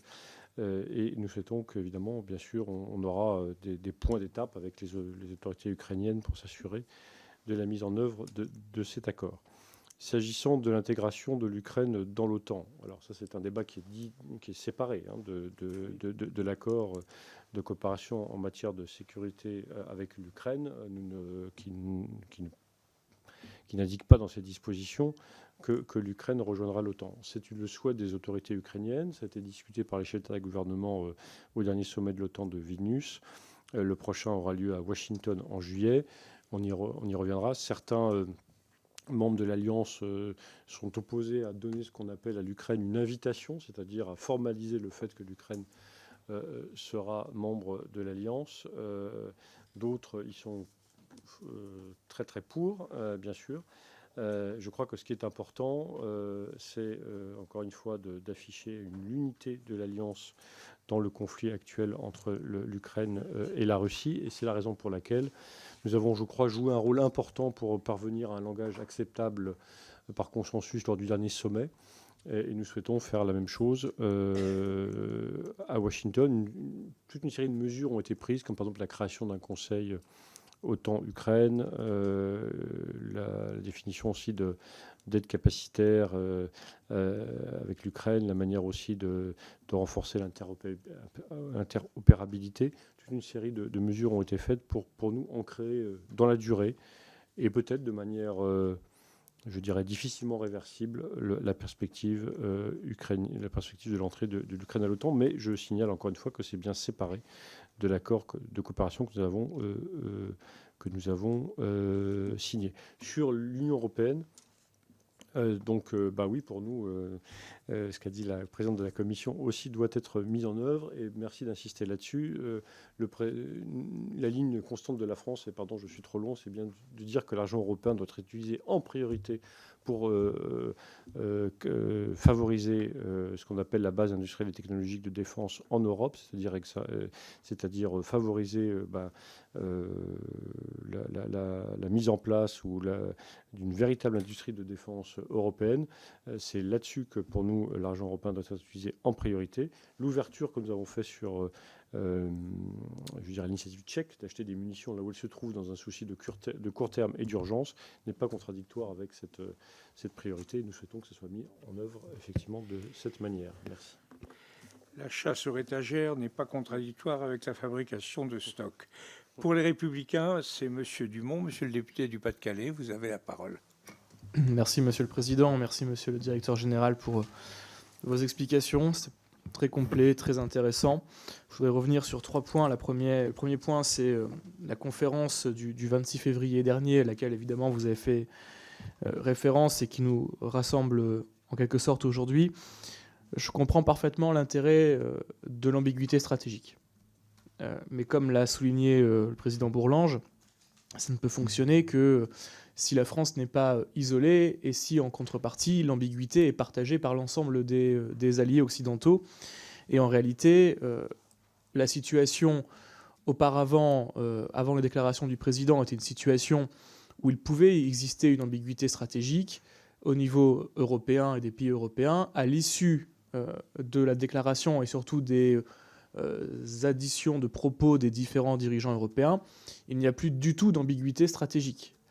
Et donc celle-ci s'est affaiblie. Et je voudrais savoir si cette question a été clairement évoquée lors de la conférence, si la position des pays alliés occidentaux a été également apportée dès le lundi 26 au moment de la conférence, et donc si en réalité le président de la République s'est lancé seul dans une sorte de bravade pour annoncer la position qui était la sienne et donc se retrouver isolé en Europe et mettre en péril, en réalité, les Ukrainiens sur ce point. Le deuxième sujet, c'est les positions et les propositions pour contrer le narratif russe. Vous avez parfaitement raison. On a aujourd'hui un narratif russe qui inonde les réseaux sociaux, mais qui inonde aussi la sphère médiatique et politique. On a dans cette salle certains amis de M. Poutine qui sont les premiers interlocuteurs et qui sont les premiers à le répercuter, ce narratif russe. Moi, je trouve que nous n'avons très très peu d'écho de ce qu'est la réalité, par exemple sur les données économiques qui sont trafiquées au niveau de la Russie.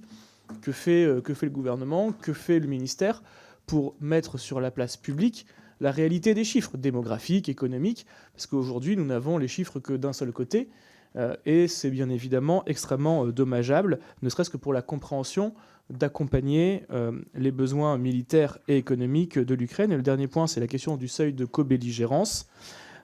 Est-ce que ce seuil est partagé, on sait bien qu'il n'est pas partagé entre les pays occidentaux et la Russie, ni entre la France et la Russie, mais entre les pays occidentaux, est-ce que le seuil de co-belligérance est partagé? Je ne vous demande pas de le définir parce que ça reste dans cette fameuse ambiguïté, mais en tout cas, est-ce qu'il est partagé au moins entre les pays européens, chose qui n'a pas été le cas sur les propos du président de la République à l'issue du 26 février. Je vous remercie. Et je m'associe à la question de M. Dumont sur le fait qu'on est vraiment alors en dissymétrie, en asymétrie en matière d'information. Je trouve que les Russes multiplient l'information, fausse évidemment, mais ce n'est pas le problème, et que nous sommes extrêmement laconiques et nous ne sommes pas en mesure d'analyser de façon régulière, complète, le bilan des sanctions, de notre effort, la situation. Je crois qu'il y a vraiment un manque cruel d'informations du côté européen et français. Voilà, je vous en prie, monsieur le... Merci beaucoup, Monsieur le Président. Merci beaucoup, Monsieur le député.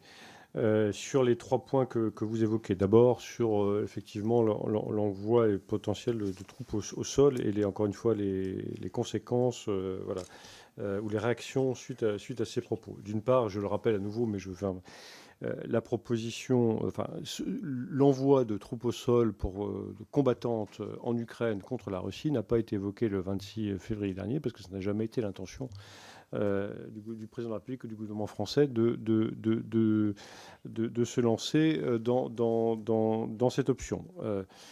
Il ne s'agit pas d'envoyer des troupes pour faire la guerre avec la Russie, mais il s'agit d'étudier les modalités d'une possible présence sur le territoire ukrainien pour accompagner l'élargissement de notre soutien à l'Ukraine. Donc c'est très différent. C'est pour aider l'Ukraine à combattre éventuellement. Ça, c'est ce qui a été décidé.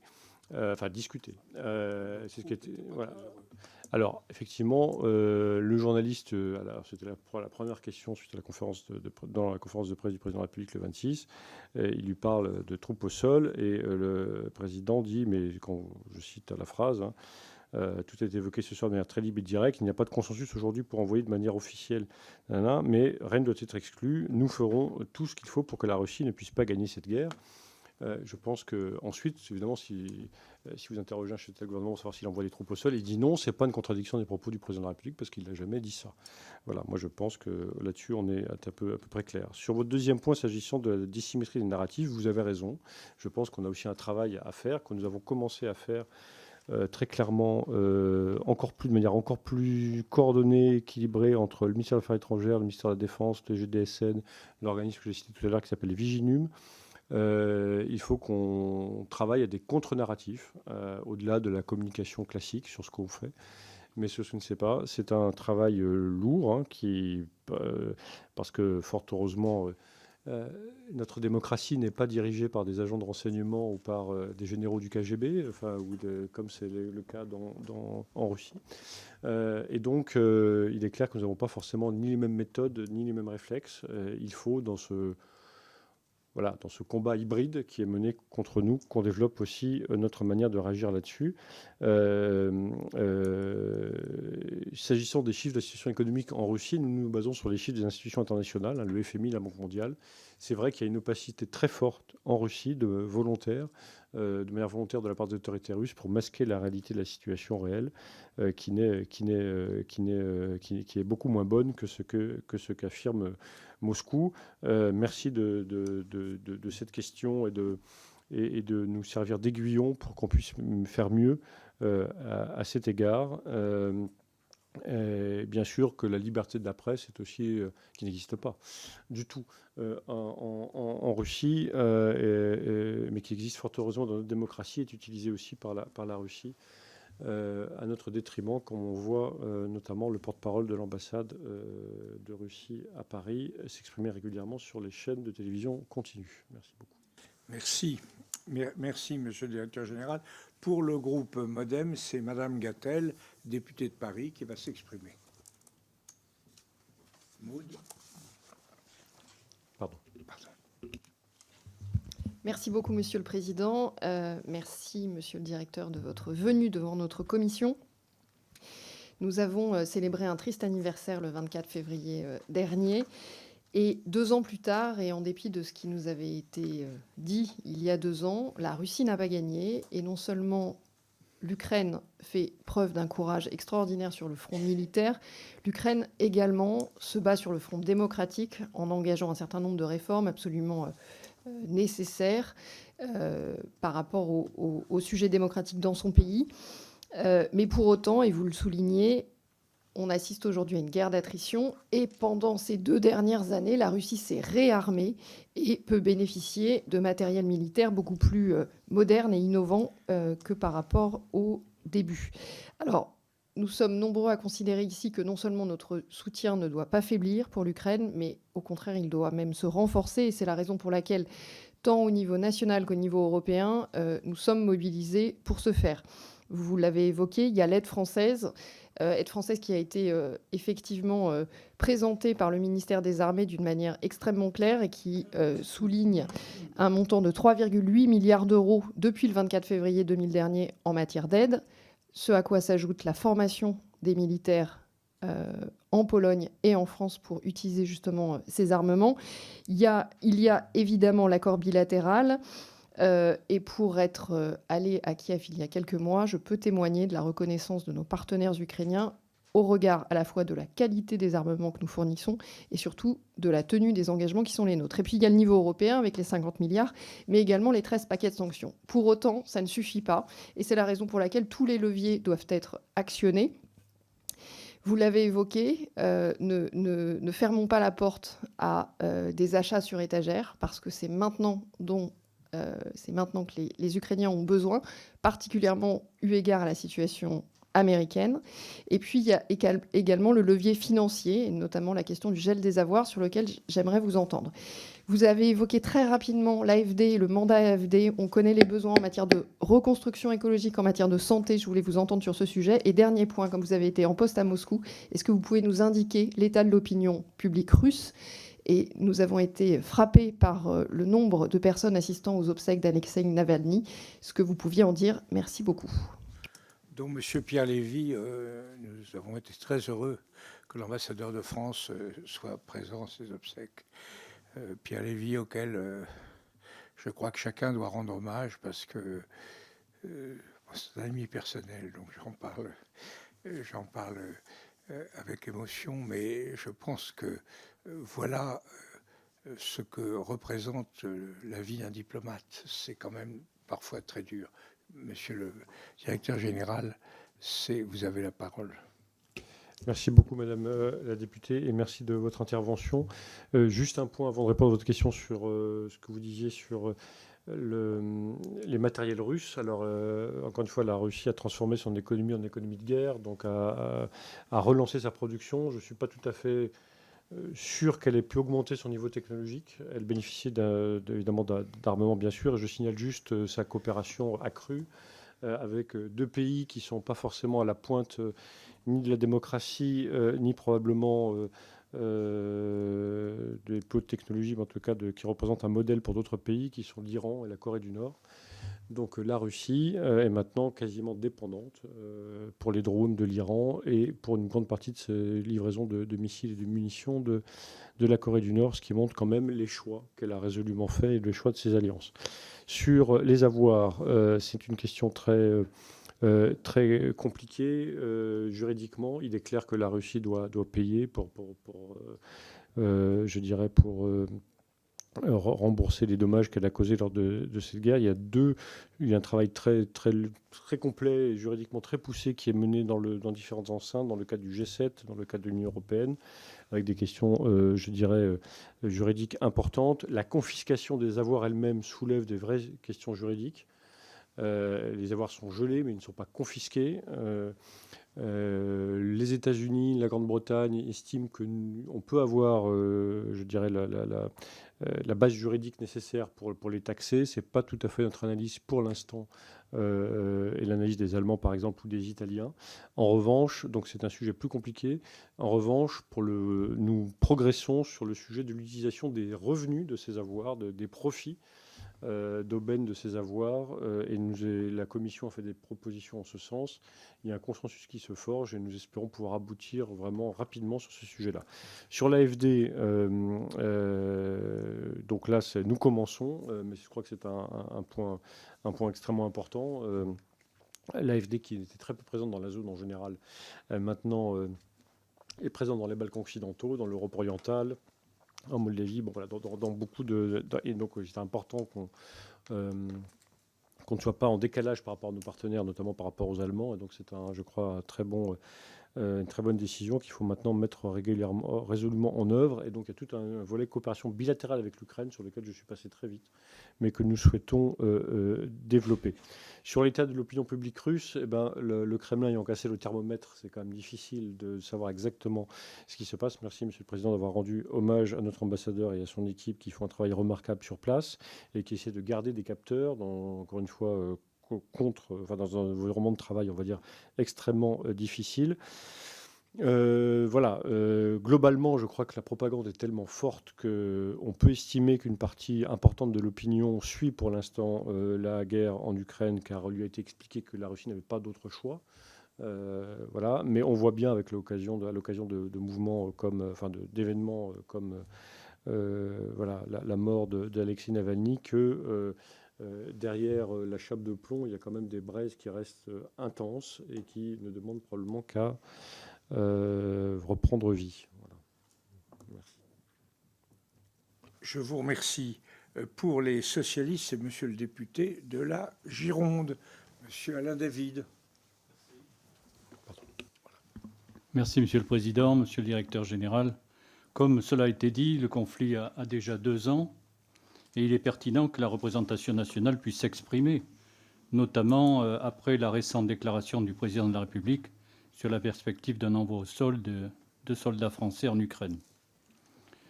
Je ne suis pas persuadé d'ailleurs que la pertinence de cette éventualité, qui vient après de trop nombreux revirements, la position de la France a sûrement été très fluctuante. Au départ, il ne fallait pas humilier la Russie. Ensuite, on est plutôt va-t-en-guerre, alors que la diplomatie mérite habituellement constance et continuité. En tout état de cause, afin de ne pas engager les troupes au sol, il conviendrait plutôt d'augmenter l'aide à l'Ukraine, de livrer aux Ukrainiens rapidement ce qui leur a été promis. La France a promis 3 milliards pour 2024, mais dans un contexte très compliqué. 3 000 milliards de dettes, un budget 2024 très contraint. Le ministre des Finances nous demande 10 milliards d'économies pour l'année 2024. On ne voit pas comment tenir nos promesses. Promesses de 3 milliards, je rappelle, en 2024.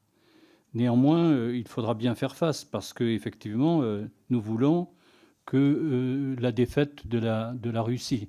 Et donc, il faudra bien se doter des moyens nécessaires pour arriver à cette défaite. malgré tous les apports qu'a pu effectuer la France en aide à l'Ukraine, on constate, je ne sais pas si les chiffres sont vrais, mais que nous serions à la 16e place du classement des donateurs à l'Ukraine, ce qui rend vraiment nos efforts très, très faibles par rapport aux autres pays. L'Allemagne, par exemple, parallèlement, pour 2024, a promis 17,7 milliards. Et nous promettons 3 milliards, hypothétiques d'ailleurs, qui ne sont absolument pas fichés aujourd'hui. Donc, monsieur le directeur général, ma question portera moi aussi sur les avoirs russes détenus en Europe et notamment en France. On parle de 200 milliards aujourd'hui. Vous parliez tout à l'heure des intérêts sur ces sommes, bien sûr, mais pourrait-on envisager de les mobiliser pour l'effort de guerre ukrainien, parce que... Je vous remercie, monsieur David. Vous avez dit les choses très clairement et je n'ai pas appuyé sur le micro comme j'aurais dû le faire. Je m'en excuse. Monsieur le directeur général. Merci beaucoup, monsieur le député. Donc, vous l'avez indiqué dans votre intervention, il y a 2 volets d'action pour nous, c'est-à-dire d'une part densifier notre soutien, et vous avez indiqué effectivement le chiffre de 3 milliards d'euros qui figure dans l'accord bilatéral et qui est un chiffre, qui est un objectif et qui sera probablement difficile à atteindre, mais nous espérons l'atteindre, et y compris dans un contexte de difficulté des finances publiques, parce qu'encore une fois, comme je l'ai dit dans le propos liminaire, ça doit être rapporté au coût d'une victoire russe. Donc il faut qu'on investisse dans le soutien à l'Ukraine. C'est notre intérêt de sécurité, c'est aussi notre intérêt économique, parce que c'est aussi notre, je dirais, soutien économique. Voilà, notre sécurité dépend aussi, bien sûr, notre croissance économique. Mais il y a aussi la nécessité d'examiner de nouvelles options. Donc ces 2 volets d'action doivent être menés de concert. Ils n'ont pas de vocation à être, ils sont pas contradictoires. Ils n'ont pas de vocation à se substituer l'un à l'autre. Et c'est très important. Comme vous l'avez dit, la mobilisation allemande est très importante, elle est très utile, mais le soutien de la France est aussi très significatif, aussi bien quantitativement que qualitativement. Et les Ukrainiens sont les premiers à... Voilà. Dit M. David est quand même très, très fort. Quand on est dans une conférence internationale, on a quand même du mal à dire pourquoi sommes-nous 16e derrière les autres, etc. Alors, c'est quand même une question... à laquelle on doit politiquement répondre. Je vous en prie, mais vous avez raison. À l'appui de mon collègue. Vous avez raison. C'est pas le diplomate que je suis qui vous dit que c'est toujours simple. Donc c'est la raison pour laquelle nous avons poussé beaucoup pour signer cet accord et mettre dans cet accord un chiffre qui nous semble pertinent et qui correspond à nos grands partenaires. Bon, simplement, vous connaissez le chiffre que vous indiquez, le 6e position, c'est le fameux classement de Kiel, et nous ne reconnaissons pas la pertinence de ce classement. Comme le ministre des Armées l'a plusieurs fois indiqué, ce classement ne prend pas pris en compte nos chiffres réels. Voilà. Après, vous pourrez, une critique, je pense, tout à fait bienvenue, serait de nous dire que nous avions probablement aussi à nous mobiliser un peu plus en amont pour expliquer notre soutien, notre chiffre, pour savoir. La politique que nous avons suivie, qui était décidée, était plutôt de rester prudent et je dirais relativement gardé sur les annonces publiques pour pouvoir, je dirais, assurer le soutien de l'Ukraine réellement et faire ce que nous disions plutôt que faire des effets d'annonce. Je pense que la politique assumée, notamment du ministère des Armées, mais qui s'exprimera mieux que moi sur le sujet, à un moment donné, effectivement, il a fallu communiquer plus parce que ces chiffres, qu'encore une fois, nous ne reconnaissons pas, un peu comme le classement PISA dans d'autres domaines, sur les domaines universitaires, finalement, nous portent préjudice. Voilà. Et donc, je pense que c'est important de rétablir la vérité des chiffres. C'est ce que nous avons essayé de faire depuis, en prenant en compte nos chiffres réels et, encore une fois, en communiquant de manière plus active sur le sujet.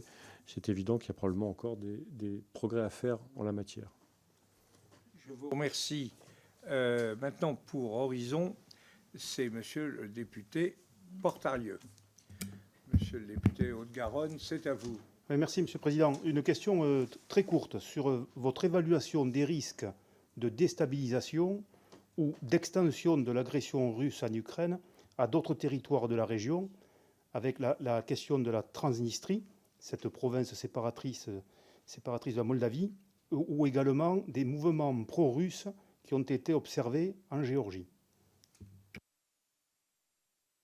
Merci beaucoup, monsieur le député. Donc effectivement, comme j'ai dit que la Russie menait une guerre hybride sur différents champs de conflictualité, le cyber, l'espace, les fonds sous-marins, et voilà. Il y a un champ majeur, c'est au-delà de l'Ukraine, les pays qui entourent l'Ukraine, d'ailleurs, et au-delà, parce qu'on assiste aussi à des manœuvres russes de déstabilisation potentielle dans les Balkans occidentaux, par exemple. Mais évidemment, l'un des endroits les plus fragiles et que nous souhaitons vraiment soutenir dans son chemin vers la démocratie, la lutte contre la corruption et l'autonomie stratégique, c'est la Moldavie. Le président a, je crois, su nouer une relation extrêmement forte avec la présidente moldave, dont je comprends qu'elle pourrait être bientôt à nouveau en France pour soutenir ce pays dans son chemin, encore une fois, de démocratie, de réforme, et puis s'il le souhaite, mais ce sera chose souverain, d'adhésion, de chemin vers l'adhésion dans l'Union européenne. Et ils ont, comme vous le savez, maintenant le statut de candidat et les négociations ont été ouvertes. S'agissant de la Transnistrie, alors il est clair que nous savons que la Russie cherche à déstabiliser la Moldavie, élection présidentielle prévue en octobre 2024, mais également la Géorgie que vous avez mentionnée. D'où l'importance de renforcer la résistance, qu'on appelle la résilience aussi de ce pays. On a une coopération bilatérale importante en matière de sécurité, en matière de lutte contre la désinformation, en matière de soutien de défense, en matière de soutien économique avec la Moldavie. La Transnistrie est une entité séparatiste de la Moldavie. Je constate que les autorités moldaves souhaitent de manière pacifique travailler au retour de la Transnistrie dans, je dirais, le giron de la République de Moldavie, de manière pacifique, notamment par une intégration économique plus poussée. Et nous constatons que, même depuis l'agression russe en Ukraine, les relations économiques de la Transnistrie sont plus importantes avec l'Union européenne et avec la Moldavie et la Roumanie qu'avec, je dirais, la Russie. Ce qui, je dirais, parle d'elle-même, et nous espérons que nous pourrons résoudre ce conflit, que les autorités moldaves pourront résoudre ce conflit de manière pacifique avec une réintégration de la Moldavie de la Transnistrie en Moldavie. Est-ce que vous considérez que c'est facile stratégiquement pour les Russes de faire quelque chose en réponse à cet appel angoissé et spontané de la population de Transnistrie ? Déjà, je relativiserai cet appel, qui a été pris dans des conditions que nous ne connaissons pas, pour des raisons de propagande. Voilà, ce que nous savons des discussions entre les Moldaves et les Transnistriens ne me porte pas à croire qu'il y ait spontanément une volonté très forte de soulèvement ou de créer une difficulté. Ni qui est un sentiment, je dirais, profond de crainte des Transnistriens pour leur propre sécurité vis-à-vis de menaces qui seraient subies par la Moldavie. Et voilà. Voilà. Simplement, il est clair qu'il y a des actions hybrides qui peuvent être probables. Il n'y a pas non plus de continuité territoriale, comme vous le savez, entre la Transnistrie et les parties qui sont occupées par les forces pro-russes. Donc, je crois, ce serait probablement plus difficile que ça. Il y a des soldats russes dans cette enclave, essentiellement qui sont supposés surveiller un dépôt de munitions extrêmement important, comme Masna, environ peut-être un peu moins de 2000. C'est un sujet de préoccupation, mais je pense qu'avec notre soutien, on peut les Moldaves peuvent gérer. Pour les Russes d'intervenir. Oui, je n'ai pas de boule de cristal et je ne veux pas donner de mauvaises idées aux mauvaises personnes. C'est un sujet de préoccupation, encore une fois, pour les Moldaves, qui ont réussi à maintenir leur pays en dehors du conflit armé. Malgré, encore une fois, des opérations hybrides très claires, malgré un flux de réfugiés extrêmement important venant d'Ukraine. Il y aura encore une fois des élections en octobre. Les Moldaves sont très attachés à leur neutralité. C'est l'article 142, je crois, de leur constitution. Et tout ce qui doit être fait pour stabiliser ce pays est bien, tout ce qui peut être fait pour le déstabiliser est mauvais. Donc je vais être assez prudent sur ce sujet. En tous les cas, c'est probablement moins facile que ce que veut faire croire une certaine propagande russe. Oui, je vous remercie. Bon, maintenant, les groupes se sont exprimés. Les parlementaires, 3 parlementaires demandent encore à parler. Ils parlent dans les limites d'1 minute et vous essayez de répondre dans les mêmes limites, sauf si en 1 minute, ils vous posent 5 questions. Madame Tanguy d'abord. Madame Tanguy est députée Renaissance du Finistère. Merci Monsieur le Président. Monsieur le Directeur, ravi de vous avoir parmi nous et merci pour cet échange. La semaine dernière, nous avions également auditionné le général Gomard, qui est un ancien commandant des opérations spéciales, qui nous a dit que 2024 serait une année difficile pour l'Ukraine du fait de l'insuffisance de munitions dont dispose l'armée ukrainienne et aussi du manque de capacité de production en Europe pour lui venir en aide. Alors ma question est simple.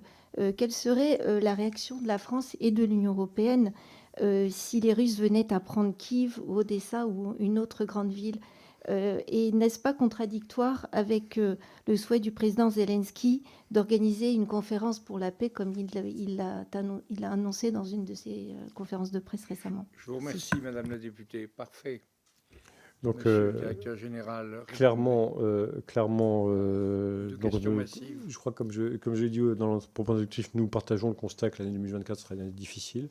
L'armée ukrainienne se place en position défensive avec un rapport de force qui est complexe et une disproportion à la fois de ressources humaines, mais aussi d'artillerie, de munitions. C'est bien la raison pour laquelle nous souhaitons accroître notre soutien à l'Ukraine, y compris de manière, quand c'est nécessaire, pour une procédure d'urgence, avec le souci d'acquérir le plus possible de munitions, y compris en passant éventuellement par des munitions qui ne seront pas produites sur le sol européen, ce qui est pour nous un compromis, mais qui est justifié par la situation difficile. Et là-dessus, bien sûr, je m'inscrirai en totale adéquation avec l'analyse de mon ami, par ailleurs, que je connais bien, Christophe Gomard. Sur la prise de Kiev ou la prise d'Odessa, pour nous, nous n'avons pas non plus le sentiment que même si la situation est complexe, l'Ukraine va s'effondrer du jour au lendemain. Donc, pour nous, la question ne se pose pas en ces termes. Si la Russie avait les moyens d'y parvenir, elle le ferait, elle l'aurait déjà essayé. Elle a essayé, elle a échoué. La Russie a mis des mois à récupérer la petite ville d'Evdivka, qui avait je crois qu'il compterait 80 000 personnes, ou peut-être un peu moins d'ailleurs au début du conflit, où maintenant il y a à peine 900 hommes, qui est une ville totalement rasée. Donc on n'en est pas à prendre Odessa ou Kiev. Je voudrais vous rassurer sur ce point. La conférence de paix, alors nous soutenons les efforts ukrainiens, il est clair. Dans ce cadre, les réunions régulièrement organisées regroupent maintenant un nombre croissant de pays. Est-ce que la perspective de devenir un sommet pour la paix en 2024 est crédible? Il est clair que les Ukrainiens souhaitent faire avancer cette initiative pour la paix, que nous soutenons probablement. Malheureusement, encore une fois, il ne me semble pas que la Russie soit dans cet état d'esprit. Et donc, conférence pour la paix, ça peut être un peu trompeur comme nom avec nos oreilles occidentales. Ça supposerait que la Russie y soit et décide de faire la paix avec l'Ukraine, ce qui, pour l'instant, malheureusement, ne correspond absolument pas à notre analyse. Voilà. Je vous remercie. Maintenant, la parole est à Madame Laurence Robert-Dehaut, qui est députée RN de Haute-Marne. Merci, Monsieur le Président. Monsieur le Directeur, le président français l'a évoqué à sa manière lors de la conférence de presse du 16 janvier dernier en déclarant « Nous ne pouvons pas laisser la Russie gagner ». La formulation d'Emmanuel Macron n'a trompé personne. Dans la guerre, le temps est souvent la meilleure arme des régimes autoritaires et le président russe l'a bien compris. 2 ans après le conflit, la résilience du peuple ukrainien est mise à rude épreuve et la lassitude s'installe dans l'esprit des peuples occidentaux. Aujourd'hui, nous sommes au pied du mur de la vérité. La Russie a complètement réorienté son économie. Le Sud global nous nargue et la Chine met tout en œuvre pour tourner la page de la domination occidentale. Du côté des États-Unis, si Donald Trump surmonte les obstacles judiciaires et politiques pour accéder de nouveau à la Maison-Blanche, le conflit pourrait se régler sans nous et à notre détriment. Dans ce cas de figure, quelles pourraient être les conséquences sur l'influence européenne et sa diplomatie? Je vous remercie. Merci beaucoup, Madame la députée. Donc, comme vous le dites, la Russie est un régime autoritaire.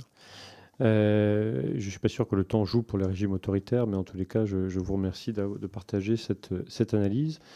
S'agissant de notre positionnement, je crois que, voilà, comme je l'ai exprimé dans mon propos liminaire, il est clair. Il s'agit de soutenir le gouvernement ukrainien, qui est le gouvernement légitime élu par le peuple ukrainien. Ce conflit a, comme vous l'avez indiqué, des répercussions mondiales également. Que ce soit en matière de sécurité collective, que ce soit en matière d'approvisionnement, en matière de sécurité alimentaire. C'est la raison pour laquelle elle concerne également plus largement, je dirais, l'ordre du monde international. Vous avez parlé de Sud global. Ce n'est pas un terme que nous reprenons parce que nous considérons que c'est un terme connoté qui, je dirais, sert la propagande de ceux qui veulent opposer l'Occident au reste. Vous avez aussi parlé d'ailleurs de domination occidentale. Pour nous, il n'y a ni domination occidentale ni Sud global. Il y a des pays simplement qui souhaitent être souverains et qui veulent, je dirais, qu'on respecte leur liberté. Vous avez raison, il faut éviter un règlement du conflit sans les Européens et sans la France. C'est la raison pour laquelle nous devons faire plus pour l'Ukraine. C'est la raison pour laquelle nous souhaitons rétablir un rapport de force qui soit favorable et qui permette, je dirais, à l'Ukraine de se voir reconnue dans ses droits. C'est la raison pour laquelle, encore une fois, nous avons souhaité, et le président de la République, prendre ces initiatives.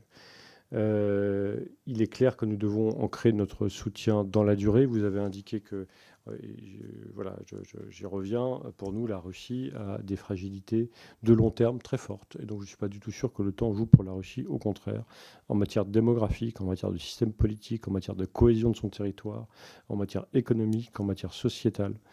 Et donc, il faut ancrer notre soutien à l'Ukraine dans le long terme pour que, je dirais, au final, la Russie comprenne qu'elle n'a pas d'autre choix que de revenir à la table des négociations et qu'elle n'a pas d'autre choix de reconnaître qu'elle s'est trompée en envahissant un pays souverain. Je vous remercie. Maintenant, la parole est à Monsieur Bertrand Bouix. Monsieur Bouix est député Horizon du Calvados. Merci, Monsieur le Président. Ma question sera très courte. Monsieur le Directeur, je souhaiterais vous interroger sur le Caucase et plus particulièrement l'influence russe dans cette partie, suite notamment à ce qui s'est passé en Arménie et plus particulièrement la relation entre l'Arménie et l'Azerbaïdjan. Merci. Question courte. Horizon vaste. Merci beaucoup, Monsieur le Président. Je vais essayer d'être rapide. J'ai cité les liens entre la Russie et l'Iran, les liens entre la Russie et la Corée du Nord. Il est clair que la Russie a aussi fait le choix de la déstabilisation et du désordre dans le Caucase, alors qu'elle se présentait comme garant d'une certaine stabilité. On le voit bien sûr depuis 2 ans. Elle est toute entière focalisée sur sa guerre quasi existentielle en Ukraine, et elle est prête à sacrifier pour cela potentiellement ses meilleurs alliés, en tout cas ceux qui s'estimaient, je dirais, protégés en partie par la Russie. C'est le cas malheureusement de l'Arménie, qui est membre de l'OTSC et qui n'a bénéficié de la part de la Russie d'aucun soutien face à la guerre qu'il a opposée à l'Azerbaïdjan, que ce soit évidemment en 2020 et pas non plus il y a quelques mois quand l'Azerbaïdjan a souhaité mettre en place un blocus du Haut-Karabakh qui a conduit la population arménienne de cette zone à devoir fuir son territoire. Donc il est clair que la Russie est une puissance de déstabilisation également au Caucase. Elle occupe de manière illégale une partie de la Géorgie. Elle a choisi de facto de soutenir l'Azerbaïdjan dans sa volonté de reconquérir par la force le Haut-Karabakh et maintenant de mettre en danger l'intégralité territoriale et la souveraineté de l'Arménie. Et elle exerce une pression très forte sur ce dernier pays. Il est clair qu'elle voit dans cette reconfiguration une manière aussi d'exercer une pression sur le Premier ministre arménien, Pachinian, qui a été élu, comme vous le savez, contre les candidats du Kremlin et qui proclame sa volonté de réforme, de démocratie et de rapprochement avec l'Occident et ses valeurs, ce qui déplaît fortement au président Poutine. Donc je voulais insister sur le fait que l'Arménie actuellement, qui est dans une situation très compliquée, fait preuve d'un grand courage, notamment politique, en dépit d'une situation sécuritaire et politique très difficile et d'une dépendance économique à la Russie, notamment du fait de son enclavement, qui est extrêmement forte. Voilà. Je crois qu'une partie quand même importante, non négligeable de son territoire, est actuellement occupée par les forces azerbaïdjanaises. Je vous confirme que notre analyse, voilà, c'est pas de la République artsakh. Voilà, c'est qu'indépendamment du Haut-Karabakh, il y a la frontière entre l'Arménie et l'Azerbaïdjan n'est pas encore totalement délimitée. Il n'y a pas de traité de paix entre l'Arménie et l'Azerbaïdjan. Nous appelons bien sûr les deux parties à se mettre d'accord. Encore faut-il qu'ils reconnaissent, qu'ils se mettent d'accord sur les cartes. Voilà. Le président azerbaïdjanais a reconnu la pertinence de la déclaration dite d'Alma-Ata en 1991. Qui supposerait, je dirais, une délimitation de la frontière sur certains plans, sur certains points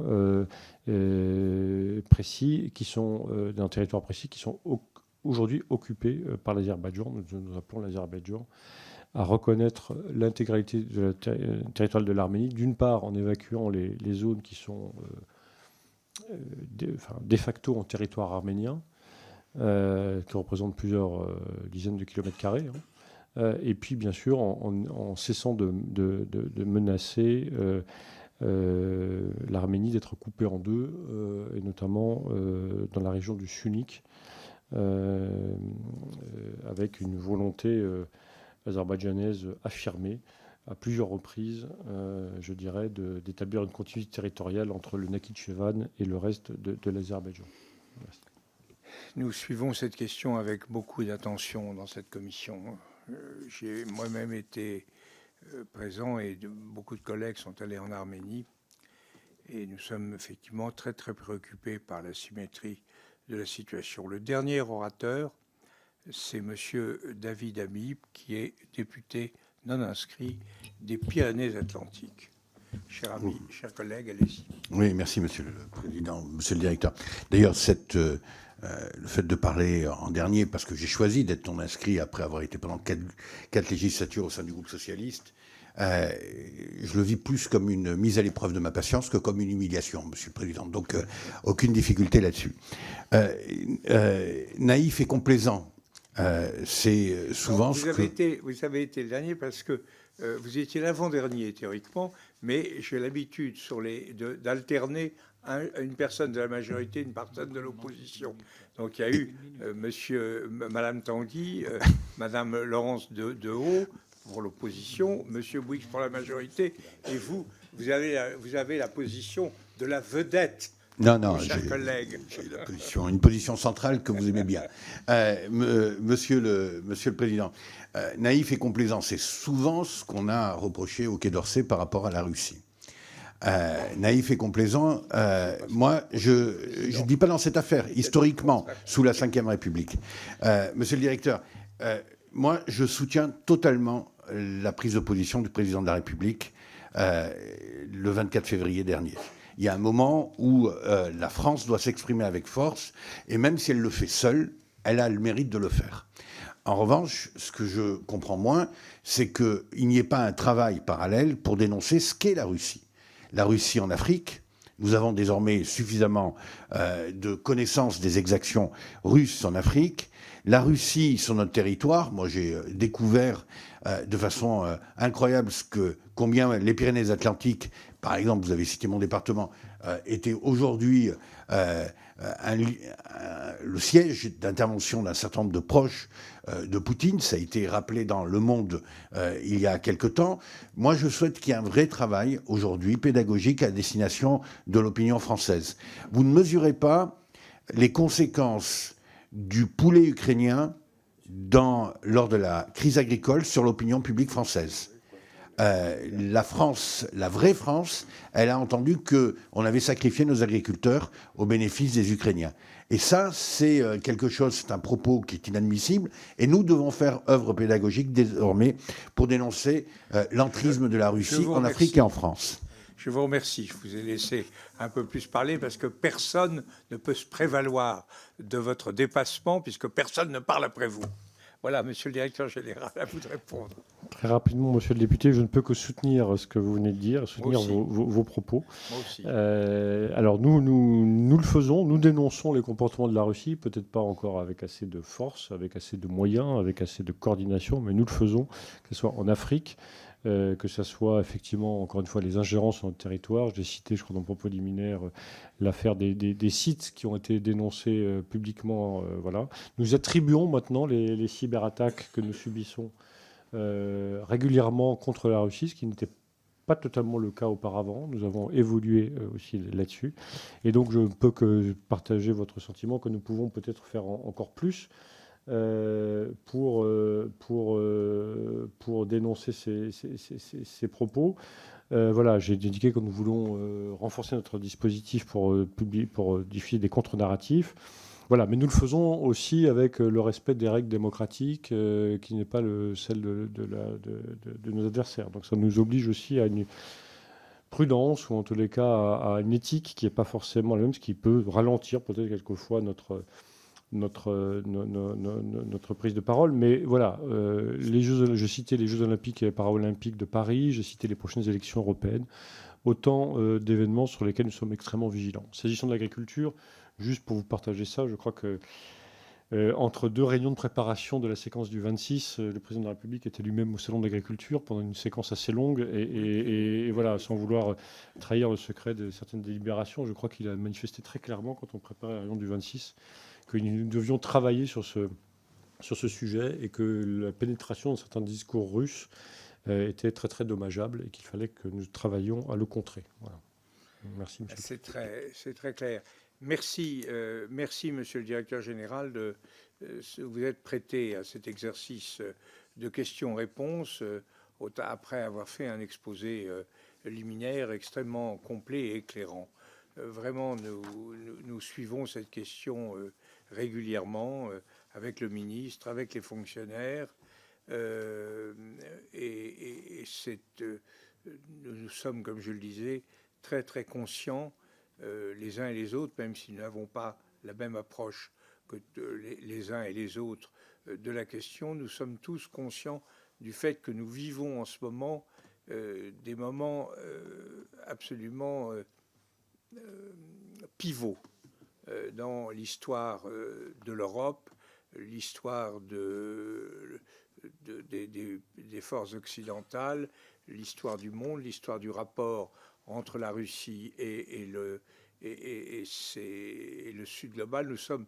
Moi, ce qui me gêne le plus dans tout ça, c'est que, au bout du compte, nous ne faisons que creuser, et c'est pas nous qui avons choisi cela, mais nous ne faisons que creuser le fossé entre la Russie et nous, alors que les personnalités les plus éclairées de la Russie après la chute du mur et la dislocation de l'Union soviétique cherchaient au contraire à voyer l'avenir de la Russie dans une normalisation politique, économique, commerciale et dans un rapprochement avec l'Europe occidentale, l'Ukraine jouant d'ailleurs, ainsi que d'autres pays, un rôle de marche qui est conforme à sa vocation et qui aurait été un élément, ce que la Commission avait d'ailleurs formulé avec un concept qui n'a pas été souvent utilisé, alors qu'il était très clair, de double voisinage, c'est-à-dire un voisinage avec la Russie,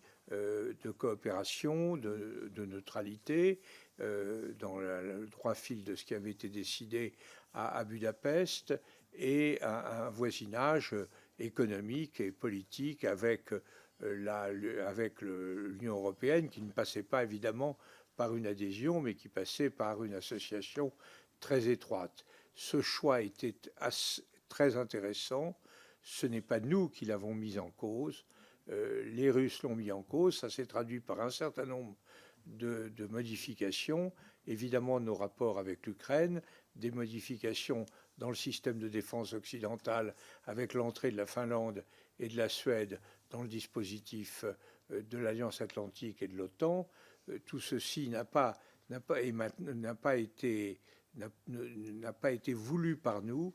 Et ce que je vois avec le prolongement de cette quasi-dictature Poutine, c'est une sorte d'enracinement en position subordonnée d'ailleurs de la Russie par rapport à la Chine, et s'appuyant de plus sur des clients quand même, sur des partenaires assez difficilement fréquentables comme la Corée du Nord ou même l'Iran. Donc c'est pas le Sud global, mais il y a constitution de ce bloc qui est quand même extrêmement inquiétant, qui pose le problème de l'avenir des républiques d'Asie centrale, et tout cela n'est pas du tout conforme à l'ordre géopolitique tel que nous l'aurions voulu, et même tel que, à travers tous ses défauts, quelqu'un comme Boris Eltsine l'avait voulu. Voilà, je crois que on doit convenir de ça, mais comme disait Malraux dans L'Espoir, que la victoire appartienne à ceux qui font la guerre sans l'avoir voulu. Je vous remercie en tout cas. Merci. Et c'était très précieux, et nous garderons évidemment un contact étroit avec vous. Et la semaine prochaine, nous aurons donc ce débat public, en séance publique, sur cette question absolument centrale pour les années à venir. Mes chers collègues, vous êtes les braves des braves qui êtes restés jusqu'au bout, alors que beaucoup de vos collègues ont été appelés par la séance publique. Je vous remercie, et nous nous retrouverons demain, monsieur, à 9h30, à 9h. À 9h. Nous retrouvons demain à 9h. Je remercie encore en votre nom le directeur général, monsieur Mondoleny, et la séance est levée. Merci beaucoup, monsieur le président.